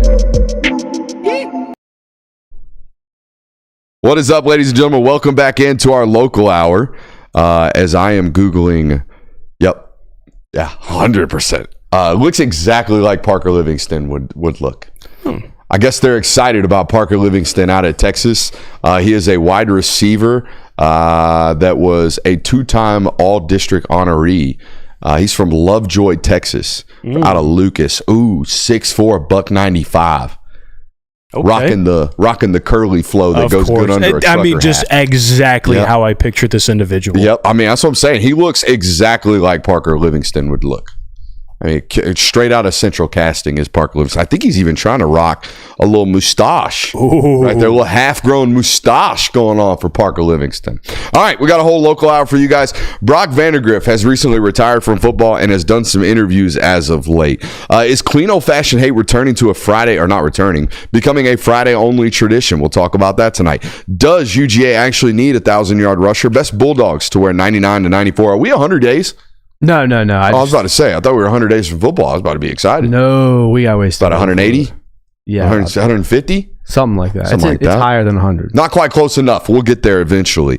We got some more exit interviews coming for you guys tonight. We're going to rank the second best. I'm excited about this segment tonight. It's a new segment brought to you by my boy Jay Will over there. And speaking of brought to you by, shout out to our friends over at BetUS. If you're looking for a new book this basketball, baseball, and whatever else season, this Super Bowl season, head over to BetUS today. Use promo code YouTube150. You'll get 150% deposit match up to $2,000 on your first time deposit. And again, 125% deposit match on your next two deposits. Again, that promo code is indeed YouTube150. Make sure you're supporting those who support this program. It can't go on. It can't go on without you guys going over and supporting those who support us. Make sure you're doing that for us today. Let's start the local hour with a little preview of what's to come both tomorrow on this channel and this fall on offense for the Georgia Bulldogs. We do indeed have a film study coming up tomorrow. We've had them. We've been dumping film studies. I think we've done 3 already this week, and tomorrow will be number 4. And they ain't doing shit. They ain't doing no snoomeros. So you know what we're going to do tomorrow? We're going back to the well tomorrow. We're going back to you guys, the Georgia fans, and only the Georgia fans tomorrow. We've got a 2025 offensive preview for you guys, and I've got some film notes for you guys right here because I already took the notes on the game. First and foremost, not a ton of snaps. Not a ton of snaps. Abnormally low number of snaps for these backup units on both sides of the football. Part of the reason didn't have as many cupcakes this year, and you didn't handle your business in the ones that you had. No. Boys, I was watching a fourth quarter offense against UMass. Yeah. Not good. Not good for the player development portion of our roster here. So yeah, that's first and foremost. But I want to start the show notes with the star of tomorrow's show.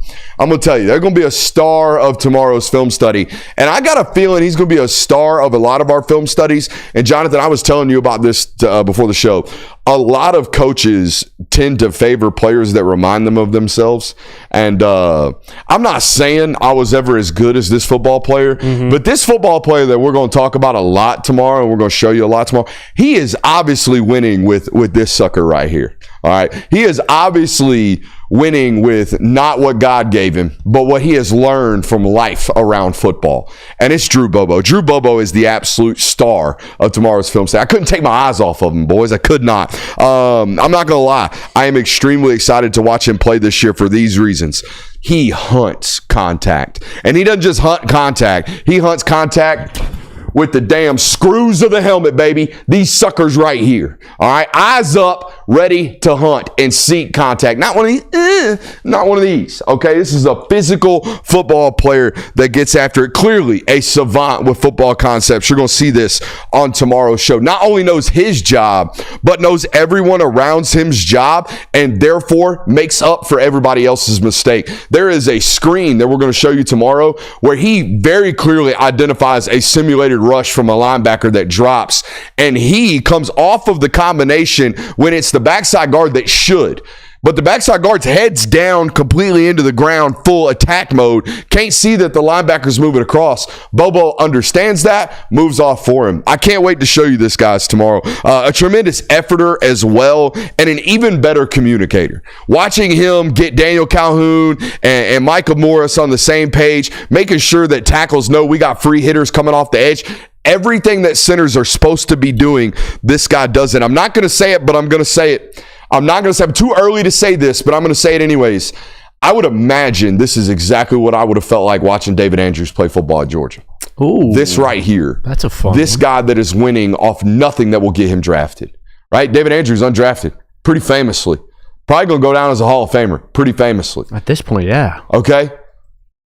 I like this. I like this a lot, okay? And I like Jared Wilson, and I really, really like Cedric Van Pran, okay? But there's something about me watching a dude win with he ain't winning with athleticism. He ain't winning with twitch. He ain't winning with size. Nah, this dude's winning with technique, football intellect. I love it. Do you think, and this might be an unfortunate thing, the name Drew Bobo is going to be looked at negatively simply because the name and the recruiting profile are going to make people think this is a nepotistic take until they watch him play.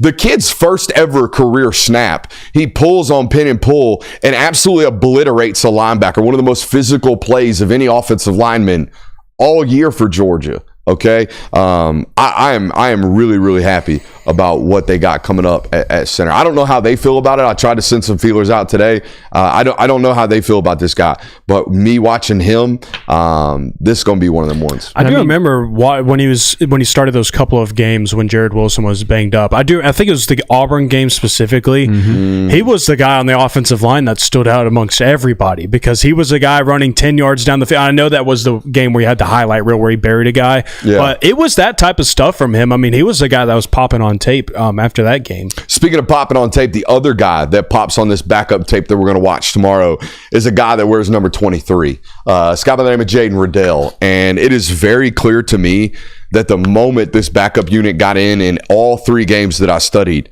immediately trying to get the ball to Jaden Riddell in a yards after catch opportunity, which tells me they believe exactly what I saw on tape. This dude's a bitch to tackle. I mean, he's really, really hard to get onto the ground, and I think it's going to elevate some of their yards after the catch opportunities for tight ends. The other thing is he can run away from safeties. You're going to see him stack a safety that tries to walk down in man-to-man bump and run, and it is no bueno for that safety. He gets left immediately by Jaden Riddell. I'm excited to see what this guy's got coming up this next year. I think it's going to be a potentially like booming season maybe for number 23. Going to have to shore up some of the blocking, but I do love the effort that he plays with. I mean, it's very clear that it's been known at Georgia you ain't playing unless you block at tight end. He's got things to clean up, but I do love the effort, particularly out in space against smaller guys. He fights to finish. Micah Morris is a mass mover, boys. And he does it very much so in forklift fashion.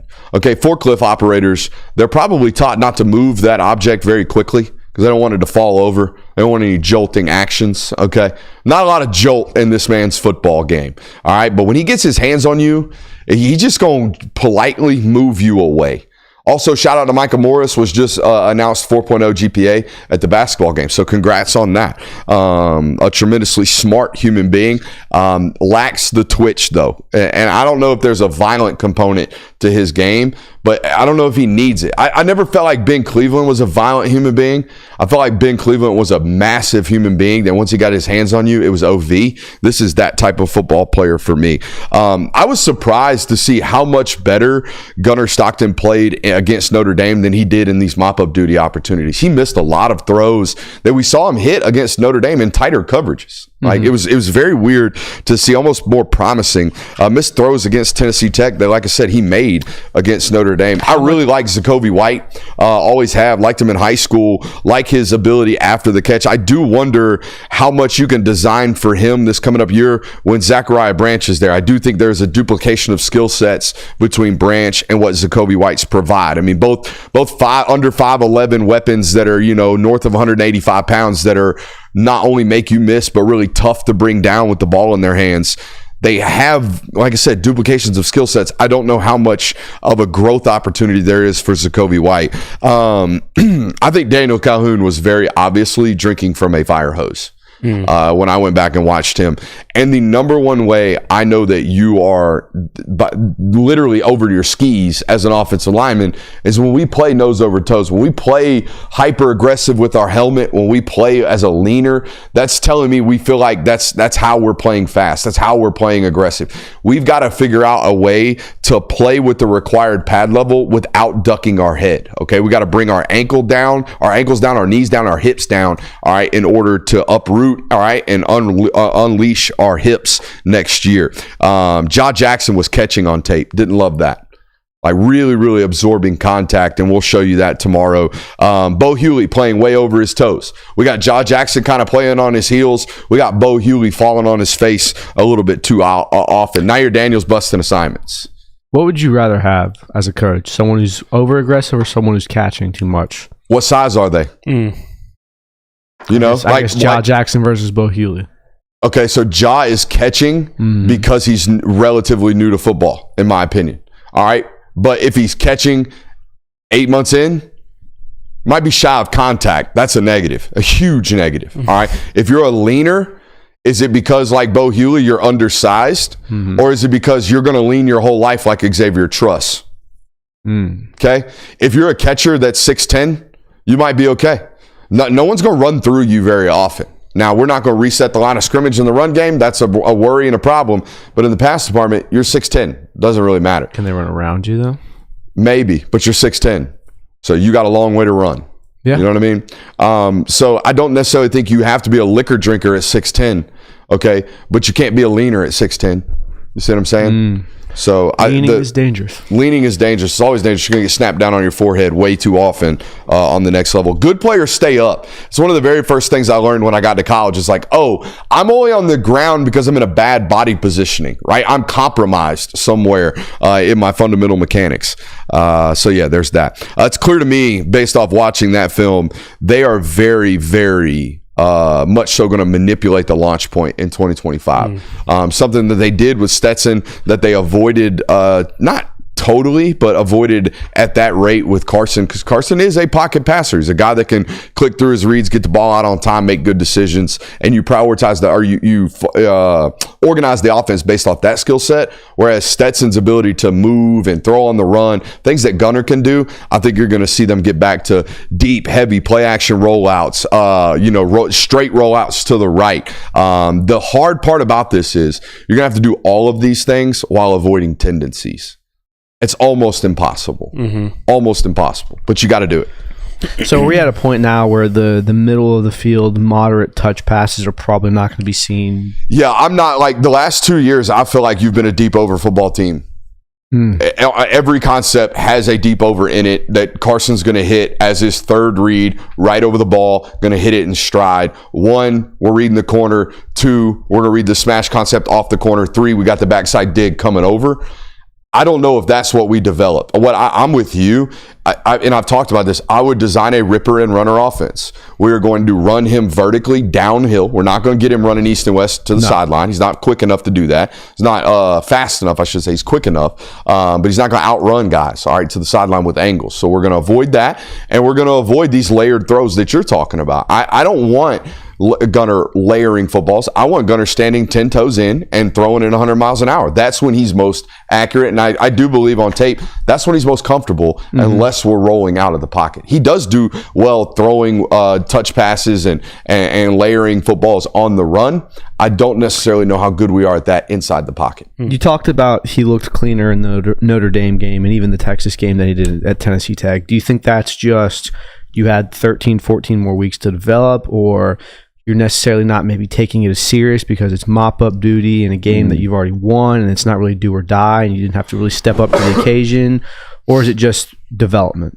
Or maybe both? Probably a level of confidence, and this shit's real. Mm-hmm. You know?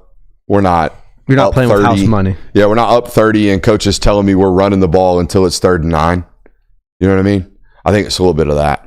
But I was really impressed with Jaden Riddell as well. It's a freaky dude. Good to see it show up on tape. So that's another question then. You've got Jaden Riddell, Lawson Lucky, Oscar Dell, 2 guys who have proven themselves as players, and then this Jaden Riddell, who we believe is someone that the Georgia staff really believes in the way they call plays for. How do you make that work in this offense? Because I think we'd have to assume that the passing game is probably going to take a step down. It's not going to be as prevalent as it was under Carson Beck. It's probably going to be a more run-oriented offense. How do you occupy and serve all 3 of those players? Can you even do that? Yeah, you're probably not going to be able to satisfy them all. I think you find select roles for each of them. I do believe that if I design yards after catch next year, I start with Lawson and then go to Jaden and then we go to Oscar. And obviously, we didn't even get to Elias Williams and Ethan Barbour, who are 2 really talented tight ends. So maybe you become a 12 personnel football team with Lawson extended and Oscar attached and Zachariah Branch and Noah Thomas. That would be your 12 personnel unit. Your 11 personnel, we trade out Oscar Delp or Lawson Lucky for Dylan Bell. Interesting. I would imagine. So I do think, is your 3rd tight end better than your 3rd wide receiver? Interesting question. Right? Who would you say are the top 2 wide receivers? It's a great transition here. We're going to do this before exit interviews. I like this. If I had to rank top 2 wide receivers next year, I'd rank Noah Thomas and Zachariah Branch 1 and 2. You have to. 1A and 1B. That doesn't make me feel peachy. I don't. It doesn't make me feel peachy because it ain't like they out here hitting home runs every year in the portal. Me personally, that wouldn't be my duo from the wide receiver room. Who you got? I would take Dylan Bell and Zachariah Branch right now. And I know Dylan Bell is coming off of a season in which he wasn't exactly fantastic or consistent, but I mean, it's hard for me to. I understand that those were different situations, but the X wide receiver position is not something I'm betting on in the preseason right now. No, it's just not something I'm going to be going in. Speaking of, like, I understand you were saying you don't really feel good about that either. No. But I just would take those 2 probably. The problem is, I think Dylan Bell is at his best when he's not a wide receiver.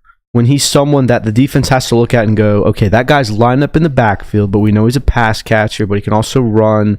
He messes up counts. He makes defenses uncomfortable. He's at his best when he does that. If you throw Dylan Bell at the X or Dylan Bell at the Z, I don't think he's one of their best receivers on this team. He's seen that he doesn't have the separation ability as much as he would. The catching is questionable at times. The deep ball catching, I think we've seen that. I don't want to beat a dead horse over that, but it was what it was last year. And not to say he can't turn things around right now, but I think Dylan Bell will be at his best when he's something that defenses look at and go, what the hell is this guy? Who are your top 2 wide receivers? I had Noah Thomas and Zachariah Branch, which again, like you said, I don't feel great about it because they have not played a down of football in a Georgia uniform, but you look at the last 2 production, like the 2 highest producing receivers you had last year are gone. Arian Smith and Dominic Lovett. Like, who are your top 2 running backs next year? Nate and Cash are mine. I went Nate and Roger Robinson. I think a healthy Roger Robinson. Cash Jones is another guy out of the backfield who's going to be a massive problem. I don't think Cash Jones needs to carry the ball numerous times a game. Definitely not in between the tackles. But, I mean, he is certainly one of your best receiving options. Oh, absolutely. Absolutely. He consistently made plays in that area of his game last year. I mean, he was one of your most explosive football players. Who are your top 2 offensive linemen entering 2025? So you went offensive line just in general now? I just said offensive line just straight period. Up. Who are your 2 best offensive linemen? I went Monroe Freeling and Micah Morris. Monroe and Micah. Yeah. I went Monroe Freeling and Drew Bobo. I figured you were going to go there after you watched tape. I'm a recent bias guy. Hey, that's all right. That's all right. I hope everyone else is impressed tomorrow as I was taking I think that's kind of very not similar in different ways, but similar still of offensive line and wide receiver. There is a play that I'm going to show you tomorrow where in the middle of his combination steps, Drew Bobo realizes that his right guard is having his face crossed, and he's going to lock on to the guy that he's not technically supposed to stay on. But in between a step and a half, he's going to know that the guy next to him's not doing his job. He's going to take care of it. It's insane. Can't wait. Yeah, I think that the offensive line and wide receiver are similar in the sense of you have one option that you feel like is a pretty solid one that you feel like is going to be one of your better guys. After that, though, it almost feels like a guessing game just because you haven't seen a whole lot from the other listed names you can pick from, or it's been too inconsistent to really feel like that's a top 2 guy.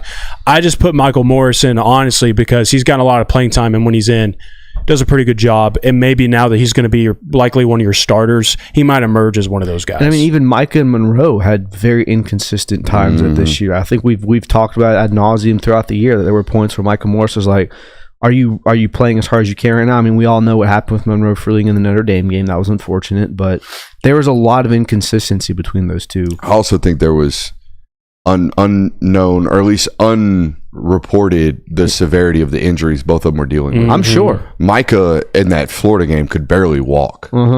It looked like on tape. I mean, every time he'd hit somebody, he'd follow the ball limping. Him and Tate, watching that on film was like, oh man, I feel so bad for you guys. Warriors. Monroe, I mean, we talked about it last night, left shoulder banged up. But I do think your point about Micah, and we're going to talk about this in our exit interviews with Micah when he sits down with us tonight. We have to find ways to be able to show on tape that we are using high effort. You know what I'm saying? I think the NFL is going to want to see it too. Like, we got to be able to play through the echo of the whistle, not just win the job when we win it at the line of scrimmage, but continue throughout the play. Tight ends, I got Lawson and Oscar and maybe Riddell. So you went 3? Well, it's 2, but it's maybe by the end of the year. I think that's the most by the end of the year, I think there's an opportunity for the 2 to change. I think that's it outside of quarterback, but I think this is the most cut and dry position in my opinion of who your top 2 guys right now. It could emerge into more names, but as far as who are your 2 main guys, and they feel like probably the 2 safest bets going into next year, Oscar Delp and Lawson Lucky. Does this become kind of the Lucky Delp Jurasic rotation that we saw last year?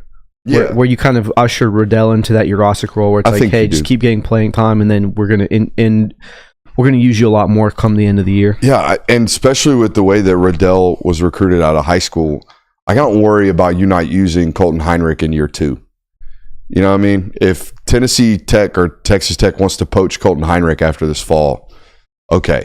But if Jaden Riddell leaves this roster because Texas called him or Ohio State calls him, that's going to feel like a major loss. I think you have to get these guys acclimated and used in these systems to avoid this. I don't think you really have to even worry about that too much because we just watched a season where Georgia mixed in 3 tight ends. Yeah. Got them the football and used them in different ways. And so I think that should be a good feeling of knowing Jaden Riddell is going to find ways to be involved. Mike Bobo is going to find ways to get him involved. Here's a big future question. Are we going to see a lot of Riddell in a spring game per se? When opponents are going to be scouting you and they're going to I'm interested to see how this, as all across college football, how this goes. Because I mean there's virtually no film on Jaden Riddell right now. If he goes into G Day and starts lighting it up and it's like, wait a minute, that's Georgia's supposed tight end 3, let's go nab that kid. Yeah, I would have been trying to nab him watching the Tennessee Tech tape this year. I'm like, I would have nabbed him watching him in warm-ups.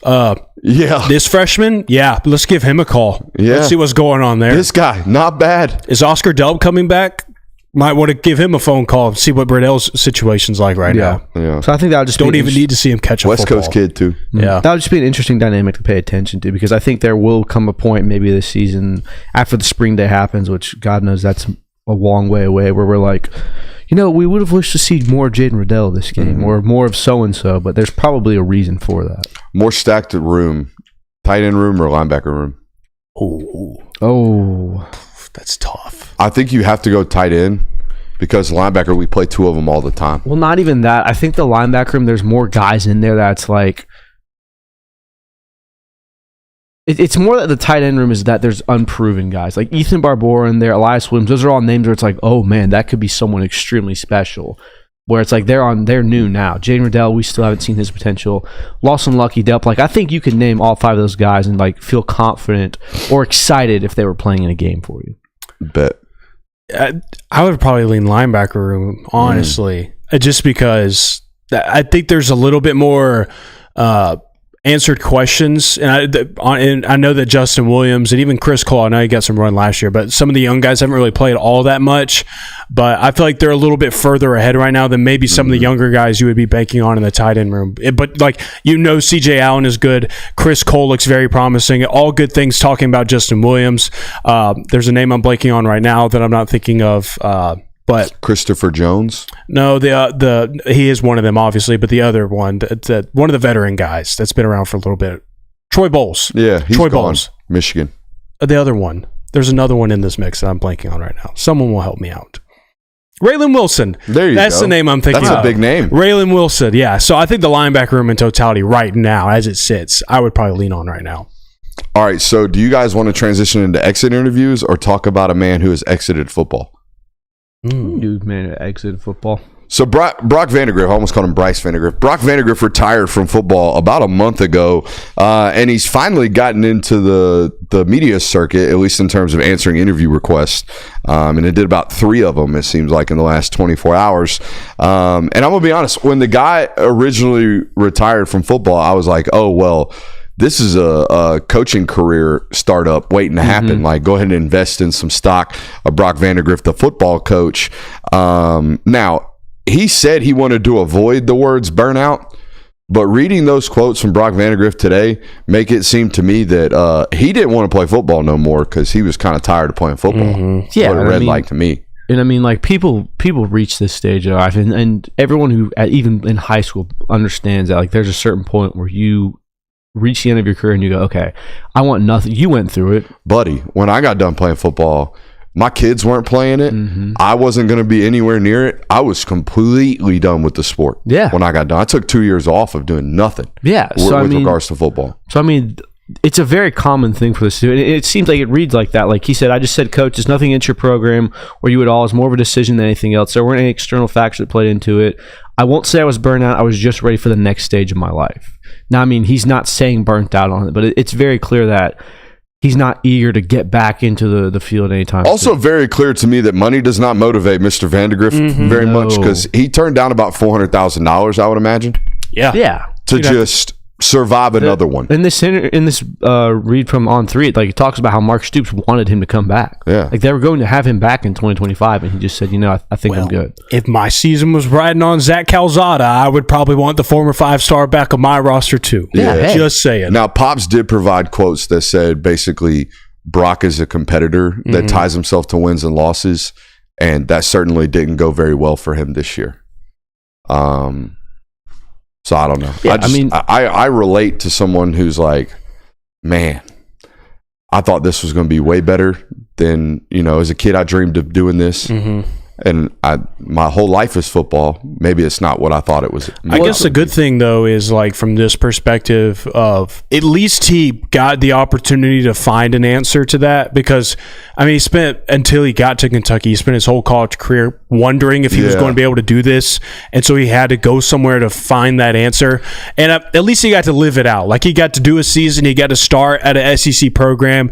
And I feel like that probably is at peace with him. I would imagine the fact that there's some closure to it. The most frustrating thing for him had to have been the fact that he knew what he was doing wrong and couldn't stop doing it. You know what I mean? It's a guy that's a lifer. I mean, his dad is a lifetime football coach. He understands football. If you have any conversation with Brock Vandergriff about football, he could speak it at its highest levels. And then he gets out there and the bullets start flying and he couldn't apply any of the knowledge that he seemed to have had over the years. So I would imagine that part of it was probably one of the more gut-wrenching things for this guy. Yeah, and I think another thing that you take into account, a lot of these guys that solely make football their entire lives, and I'm not saying that Brock Vandergriff didn't do that, but when you have other hobbies, he's clearly an avid hunter. He's clearly an avid outdoorsman. Like, he has other passions in life that you can attack now that probably motivate that decision as well.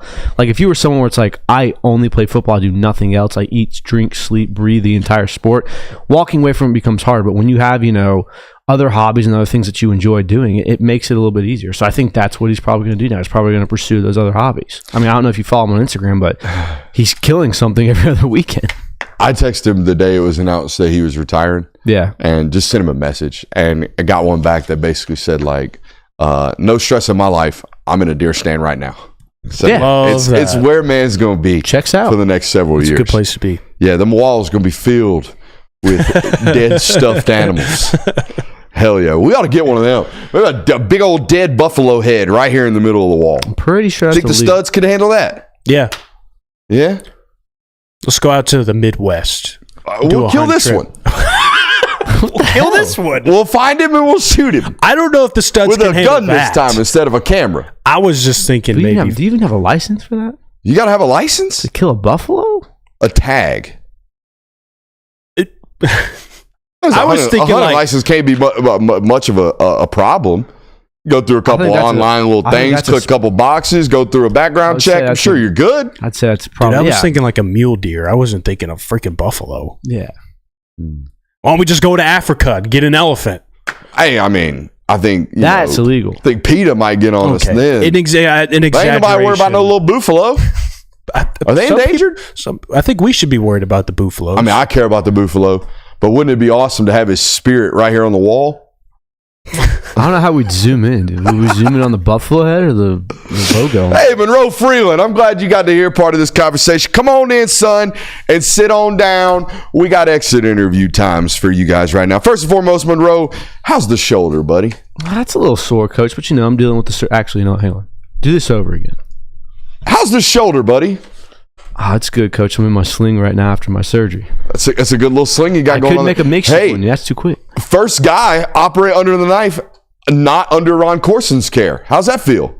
It's a little scary. Ron Corson did a lot for this program. Yeah, first time in about 37 years. Yeah, a big part of the underground scenes of keeping us healthy and things like that. But I'm doing good, Coach. I'm ready for 2025. You know what? I'm glad to know that you're doing well. And I'm going to be honest with you. This spring, ain't going to expect a whole lot out of you. You know, you're going to be in that little sling you got there that's so good at your pantomime acting right about now. But, not going to be available to really get after it in spring practice. But here's what I need you to do. I need you to take Micah. I need you to take Ja Jarrett, Drew Bobo, and Daniel Calhoun to at least 2 hot yoga sessions a week. Okay? I need you to really get them limber and really get them loose. And some of these guys, could use a couple poundages, a couple pounds to be shed off, Coach? To be honest with you. Huh? Excuse me? A couple pounds to be shed off. Oh, okay. Both of these guys, or a lot of these guys, they could use some limberness that you play with as well. I heard pretty loose guy over there, Monroe. I need that to happen for some of these tightly wound offensive linemen on our roster. And in exchange, okay, I need you and Drew to go over there in the corner, and I need him to teach you some of that nasty, son. I need him to teach you some of that nasty. I think the only thing missing from your game right now, Monroe, in a very serious note, is an anchor. Okay, I do think you have a propensity to get ran through in the run game. I do feel like you have a propensity, ran through in the passing department game, and I do think you have a propensity to lean over your toes a little bit in the run game. Saw you on your face way too much this year. Okay, you're a big, strong cat. You're a 5-star. Okay, you're a former top 32 overall prospect, and play like one. Okay, play like God gave you 6'7", 330 this fall. Okay, don't be leaning. I don't need to see you out over your toes. Okay. Gotcha, Coach. Appreciate you, buddy. Go on, head out. Micah Morris. Come on in, Micah. Micah, what's your day-to-day schedule look like, son? You got this 4.0 GPA. Or you seem to be studying a lot. Yeah, man, I take a few sociology classes, working on finishing that right now. Just finishing up some courses. A good light load now at this point in the college career, I would say. So, yeah, taking care of business, though, in the classroom. Got to make sure I keep that strong. I mean, you've been here 4 years. You got to be close to a degree by now. Yeah. Getting close to that. That's good stuff. And I just want to start off by telling you I appreciate you, man. You've been here 4 years. As a former top 100 recruit, it doesn't really happen nowadays, especially with the limited amount of playing time that you've experienced. I know we've gotten you in as a spot player and a role player over the last couple of years, but I do appreciate you staying 100% committed to the Dogs, even though I'm sure you got some phone calls, particularly this offseason. Yeah, but I mean, we've seen what the results are for Georgia on the offensive line. Write them out right now, Micah. Who tampered? Who tampered? As Michael Moore's agent, I would say he did it rhyme with Longhorns? No, I don't think Longhorns is a word. Foghorn Leghorn, like Looney Tunes. appreciate you sticking around either way, Micah. Oh, yeah, absolutely. Here's what I need from you this offseason. Nothing but conditioning. Okay, I need you to cut about 10 pounds. Nothing crazy. Okay, I don't think you're in terrible weight. To be honest with you, Micah, most people are going to look at you on the roster, see 345, and then see you in pads and be like, "Oh, he must be carrying bad weight." There's not a lot on you, son. You're about 18% body fat. Okay, but I need you to be running like a madman this fall or this offseason. The reason being, okay, I need you to play a lot harder next year. I'm not saying you don't play hard. I'm saying I don't know if you do. Do you understand the difference, son? I need next year when NFL scouts look at your tape, there needs to be no questions about whether or not you're going to play through the echo of the whistle for 4 quarters, all right? You're a tremendous mass mover, son. I need to see it with some energy and some effort this fall from you. I want to see some fire underneath you, son, like never before. I know you're a big smiley guy. I know you like to have fun. I know you got a lot of friends on this roster. People love you, Micah. They do. I want them to hate you this fall. Oh, that's what I want. All right. Hell yeah. Any clarity though of going into this offseason in spring? I know that typically when I was rotated in, obviously playing guard both spots. Yeah. Any certainty on maybe what spot I'll be plugged in at? I need you to lock down guard. I need you to lock it down. All right. And I need you to bring Daniel Calhoun up as fast as we can. I think he's going to be the next one next to you, apart from the other side of that legend, Drew Bobo. Man, Legend already. Oh. Already. I'm probably going a little bit too far at this Is point. Mike Bobo conducting these exit interviews? I don't know. He is this next one. Come on in, Ryan Puglisi. Oh, Ryan. Now, I got to tell you, I remember watching some exclusive interview or whatever that you did with some slapdick reporter named Brooks Austin on some YouTube channel called the Film Guy Network. never heard of him. Yeah, me neither. I watched him I watched the interview a while back, and man, you're going on and on and on and on and on about how you seek competition. That you're coming to the University of Georgia to really test your merit as a quarterback and really seek competition. Well, brother, I'm gonna tell you what, you got the biggest competition of your life coming up this spring, and it's an uphill battle. All right. I'm going to tell you right now that Gunnar Stockton has earned the right to be the starting quarterback of this football team, and you're going to have to take it from him. All right. We're going to have a 70-30 rep split between you and Gunnar this spring. 70-30. He needs to get reps. He needs to get ready for this fall. But here's the promise to you, Ryan. Every single day you come out there and you play traitsy, turnover-free football, that rep share goes up. But every single time you come out there, you turn that football over, rep share goes down. Will my rep share ever go down below 70-30, Coach? Because I like competing, and I want to make sure that I'm making the most of these. So if I'm getting 80-20 or here, or 70-20-10, moving up to the third string, you know what, son? I want to make sure that I'm making the most of every single rep I get. Because I know that Oregon's calling. I don't know that. Because I know that Oregon's calling. I'm going to go ahead and promise you that we're going to stick firm to that 70-30 because you got to develop as well. But here's the deal, Ryan. These days of you going down there to the scout team and playing carefree football, maximizing everything that you can, just playing willy-nilly, all right? And all those turnover-worthy plays that you made down there, really trying to test your merit, see what you got, that is no more, all right? You come down here and you protect my football. You understand? Yes, sir. Take a lap. I do want to interject just quickly. Hey, who we got here? Rick, car dealership owner, big booster around here. Oh yeah, Rick. I got a brand new Ford F-150 out back. If you want to check it out, maybe we could get you into one of those. Whatever makes you happier, I'm here to provide. But I do want to give you some assurance, Ryan, of you should have no worries going into this season because you're either going to be the starter of the University of Georgia. Us fans would love that. We would love nothing more than to have you as a starter, or B, you're going to be the most loved man on campus. Everybody's going to be talking about you after every single game. They're going to be wanting and praying that you get put into the game. So you either get to be the starter at Georgia or you get to be the backup quarterback, and nobody loves anybody more on a roster than Georgia fans and a backup quarterback. Let me tell you a little story about a man by the name of Alex Moran. Christian Kirby. Have you ever heard of him? I'm Ryan Puglisi. Ryan Puglisi. Have you ever heard of him? Alex Moran? Yes, I have. Yeah, that's the life you could be living, son. Ooh, I like that. I do have a quick question for you, Coach. Last year, that car salesman deal sounded kind of sweet. Not gonna lie. Just let me know when you want to check it out. Yeah. Sweet ride. What? Y'all got any F-150s? Oh yeah. Trash vehicle. You got any Toyota Tundras? Toyota. already deal off the table. What do you got? Last year, Coach, there wasn't a lot of room for the twos per se to develop in game. We saw that, a couple reps in Tennessee Tech, a couple reps in Clemson. Other than that, a little bit of closing time in UMass, but other than that, there wasn't a lot of room for us to develop as players. Can you assure me that I'll be able to develop as a player more and get true in-game experience this season? Closing time. Semisonic, not bad. Yeah. I mean, we just got to handle business, Pug.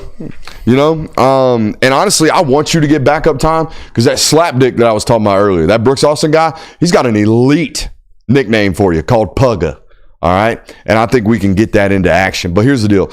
I know my fan base. I ain't going to be out there letting you rip it even when you get out there because the last thing I want is people thinking you better than Gunnar Stockton because that's just going to cause a tizzy up in my building. But, Coach. Yeah, man. What if I am better than Gunnar Stockton? Then we're going to find out in practice. And I can promise you right now, if Stetson Bennett isn't proof of this, I don't know what is. We play the best player around here. You beat that guy out, it's your job.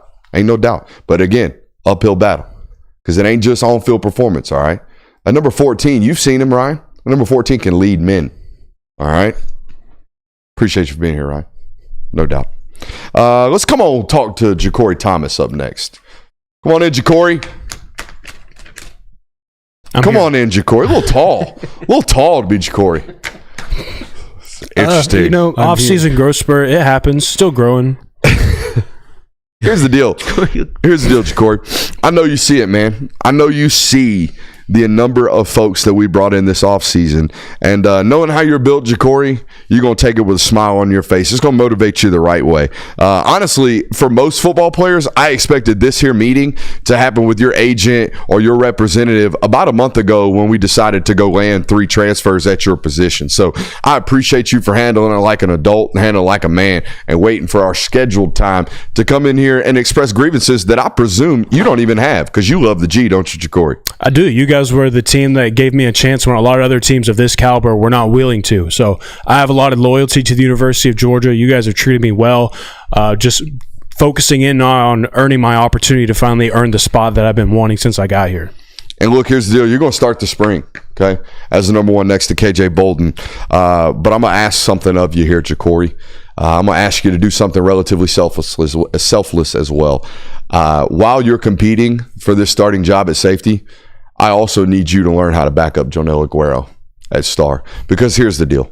I think you and I both know there is going to be a game, maybe 2, maybe 3 next year, where Jonel Aguero is sitting on the sideline because he done targeted somebody and damn near killed him. So I'm going to need you to be ready to go in there and play, Ja'Cory. No different than you were ready to go in and play this year when things occurred via targeting. So I'm going to need that from you. We know that crazy joker's due for at least one of those, and God forbid he gets hurt. I mean, he plays physical. We've seen him get banged up since he's been here, whether it be hamstrings or playing with a dang wasp nest on his hand. We're going to need you to be ready to play star as well this year, Ja'Cory. Well, the good news is that's really nothing new because we experimented that with a little bit last off season. So just getting right back into that. Shouldn't be any worries there, Coach. I'll be ready. Ain't no doubt. Hey, Coach. It's Coach Dante Williams here. I just got a quick question. What up, Dante? I overheard you two having a meeting, so I just want to ask Ja'Cory a question. Ja'Cory, we lost a big leader in the back end this year of Malachi Starks going to the NFL, and obviously we believe that KJ Bolden is going to be the guy that kind of steps up into that role for us as kind of the alpha, the leader, the dog. KJ is obviously younger than you and is not necessarily less experienced than you, but is relatively younger than you. Is that a position that you're okay with being with, or are you going to try to step into a leadership role yourself? Look, Coach, all I know is that first day KJ Bolden walked into the campus and we were going through drills, he called me the P word. Hadn't even exchanged pleasantries or anything. So he got that type of dog in him. He can have any type of role. I'll play next to him. We'll be a great duo. Whatever he becomes, I'm cool with it because certainly he has something that not a lot of players on this roster have. Probably would be a good thing. I think he makes everybody better around him, but just let the dog loose. That's all I'll Pippin say. to his Jordan. Yeah. Like it. Appreciate you. Appreciate you for being here, Ja'Cory, for real. Sticking around. Being a Muschamp take. I know that was interesting for you. Yeah, Coach Boom still sticking around for you as well. Yeah. Oh, man. Some great stuff from you there, Ja'Cory. Somehow, I put my notes on top of one another.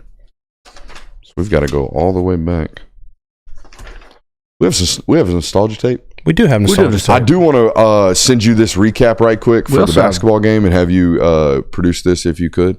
Well, of course. And in the meanwhile, I want to explain for my man JS Web Music the difference or what exactly a leaner is while we get nostalgic tape ready. So let's go. It's ready. It's ready. Don't try me, he says. Do you need Epic Pen?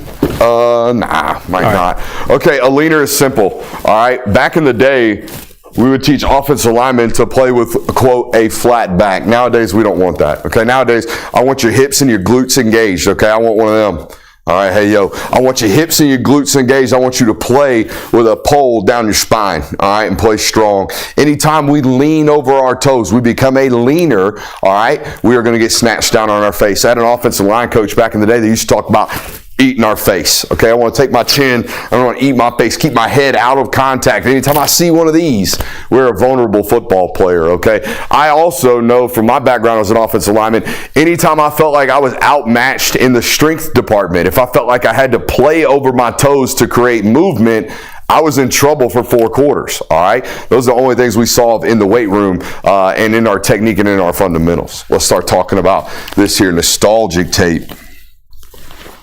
Who are we here? Are we the quarterback or the guy doing that? Probably the guy doing that, if I had to imagine. This is a no circle highlight tape guy. I like this. Yeah, it makes it even harder for you. Yeah. He played defense in college? He did not. Played offense in college? Played offense in college. Ooh. He's bow-legged. Mm-hmm. Oh, man. Did he play running back? He did. This is not Sony, is it? No, this is not Sony. This is a little bit after Sony, but not super far after Sony. It's not Evander.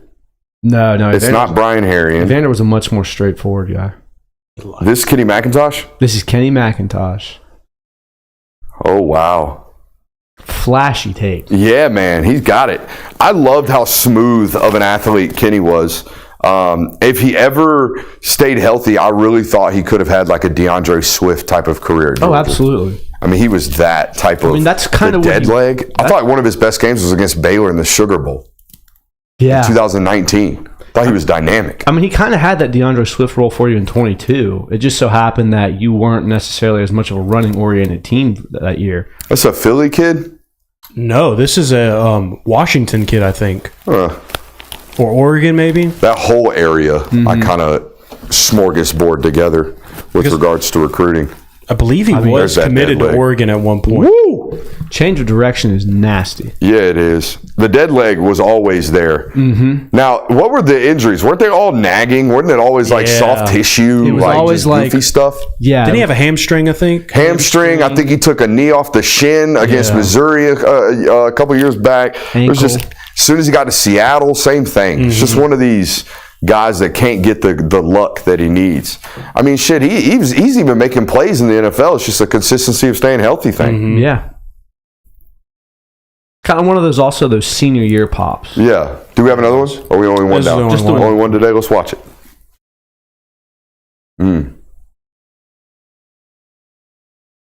It's weird. Did he run at the combine? Let me check. He did. I believe he ran fairly. I think it was in the 4.4s. But it's weird because he clearly has another gear. Like, you see him turn it on there. But it's not like... Whoa. No, it's not like, oh my God, afterburners. But he can pull away when he needed to. I mean, that's what you saw in college. 4.62. Yeah. Really? Yeah. I remember him kind of, not necessarily losing explosivity, but never being like the short area quickness was always there. I never watched him run away. The only time he did was against Ohio State, and then he got tripped up by the turf monster. Yeah. And my God, what a run call that was. The way that they brought motion over, bumped the corners and safeties, and then just ran it back short side on duo.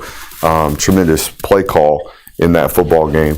Oh, it's because Monken was there. We couldn't do that with Bobo. We can't do that with Bobo.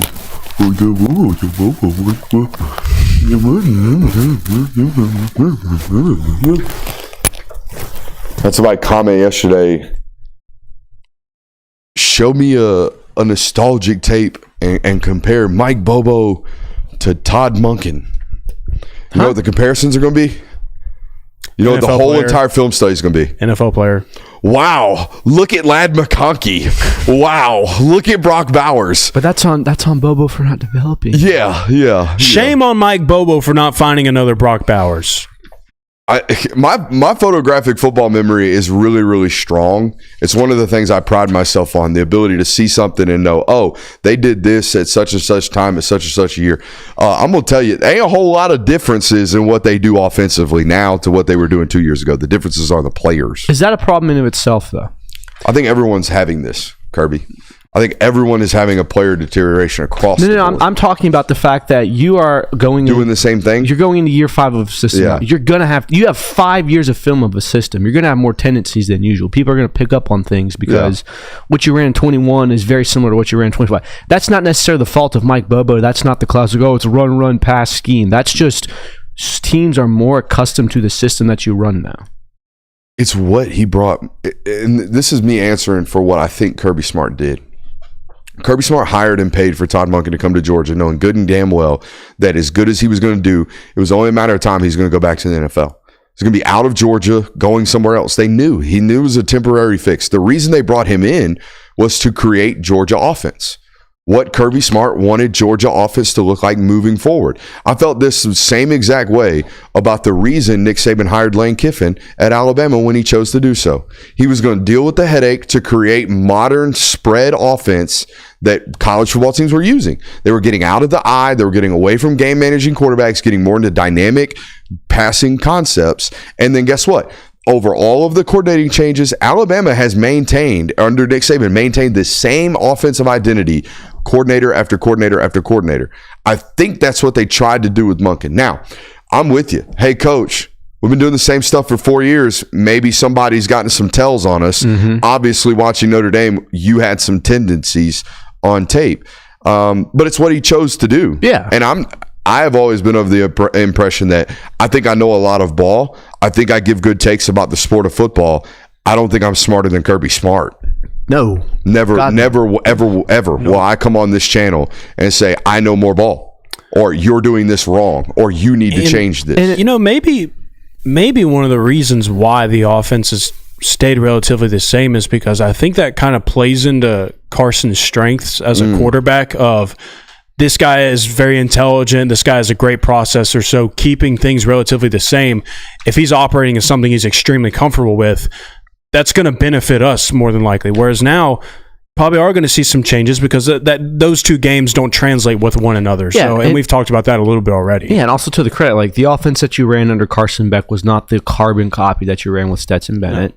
There were some differences, and there's going to be differences with Gunnar Stockton. There's probably going to be even more differences now with Gunnar Stockton at the helm. So I think it's just food for thought of, like saying the system's too predictable, but it's more, is it just that the system's gotten kind of worn? When you slap at the base, man, where do you play your air base? I find that the air base works better up here. When I slap the base. I have no idea. How's it work for you? Yeah, up here, air base. Air base works a little bit better up here. I don't know anyone who's ever played air bass. I mean, air guitar. More of an air drums. The bass, man. Is this a reference to something, or is this just a random Brooks thought? No idea. We'll see you tomorrow, Jobin. We have more segments to do. City Slicker. I love you, man. Quotes. Come on, man. I haven't seen I love you, man, in like 10 years. Best Georgia players to wear 99 through 94. What do you got? 99, Bear Alexander? Ooh. There's someone in this world that would think that. No, there's there is. No way. No, there's definitely one human on this planet that thinks Bear Alexander is the best player to ever wear 99 in Georgia. That person might as well not even count. That one person thinks he's the best football player to ever walk the planet. That's what I was getting at. But I mean, so we're going through the 99 through 94, just kind of listing off the best players. This is kind of an easy one to pick simply because there's not a lot of players that wear 99s. Most of them are defensive linemen. JD. Jordan Davis, best to wear 99. Number 98. Richard Seymour. He wore 94? Richard Seymour wore 93. 93, my bad. Number 98 would be Rodrigo Blankenship. Rodrigo, baby. Word. Hot Rod. Oh, not Word. I mean, hey. What do you mean? Great college. By the way, all these former college players that are screaming broke, I need NIL money back paid. Nobody, the head of that, the spokesperson of I was robbed of the money that I should have made in college is Rodrigo Blankenship. Rodrigo Blankenship would have made more money on NIL at the University of Georgia than he ever made in a career as an NFL kicker, which didn't last very long. Rodrigo Blankenship would have been in Migos music videos. He's in the sub-tier football league right now. He made a team. Hell so yeah. maybe on the come up. He's living the dream, dude. He's paying for the Still Legos. trying. He's paying for the Legos, don't worry. Number 97, Marcus Stroud, a first-round pick That's in who I had, 2001. Not a lot of 97s in the Georgia football. Shout out league. Warren Brinson. Yep. Yeah. He could certainly jump up there. I feel like we had a punter that wore 97. Shout out John Atkins. Oh, John Atkins was 97. But good call. Marcus Stroud, first-round pick, I think. For sure, Marcus Stroud. 96, another tough one. Not a lot of guys there. I went Jackpot. Jackpot Lesney. He had some good kicks at his Reserved career. for special teams once again. Not a ton of One of those nicknames I'm sad didn't catch on. Old Jewel Pod. I think know? Jules That seemed like too easy, too. Jules were on the downtrend. Like, we could... UGA Barstool never in their life crossed their mind like... No Jewel Pod. originality. Yeah. None. I mean, come on. Number 95. This was a tough one for me to choose from, but I'll let you kind of list the name out. I went Devontae Wyatt. Yeah, Devontae Wyatt. So there's Devontae Wyatt. He's a great option. Bill Goldberg is also an option. Goldberg might be Devontae Wyatt way better than For talking Bill Goldberg. football. Yeah. for the If you brand. want to talk about And like the apparently brand, wrestling. I saw a video the other day where wrestlers did not like wrestling with Bill Goldberg. he was very stiff. Well, yeah, apparently he was out here trying to kill people. stiff. Yeah, didn't hit the marks like you're supposed to. Stiff in the wrestling world means like obviously when you're fake hitting people, if you're stiff, you do more damage than it's supposed to be. Yeah, you kind of want to have a give. You don't want to have tough hands. Hey, I just No didn't soft know. I hands. mean, we're talking about no. dudes getting on dudes stiff. I mean, didn't know what was going on there. Respect the WWE. And then number 94, Quentin Moses, RIP. R.I.P. That's what I had to. Wow. It's like I said, it's a very narrow list when you get to the 90s. Now, when we get to the third, dude. What was his name? From Douglas County, transferred to SMU. No Jonathan Jefferson on that list, the great 94s? No, he's not on there. Damn. But no, when we get to the 30s and the 20s, The and even 70s? even the 80s, the 70s, 80s is a tough one, too. But that's a like couple wide good receivers, tight ends. You Sing- can find some there. 30 through number 1 is going to 30 be is very a hard weird to number. decide. So, Cool. Interesting. Any other topics? we can talk about if Georgia needs a 1,000-yard rusher this year. Nah, I'm good. All right, we'll do that on Thursday. We'll save that banging topic. Just for LeBron Thursday. chase down, block that off the glass. No, I'm good. Do have a film study coming up tomorrow. We're going to preview the 2025 offense. I've already given you the film notes on it. You need to watch that tomorrow, okay? You absolutely need to do that. Appreciate you guys for being here. Make sure you hit that thumbs up.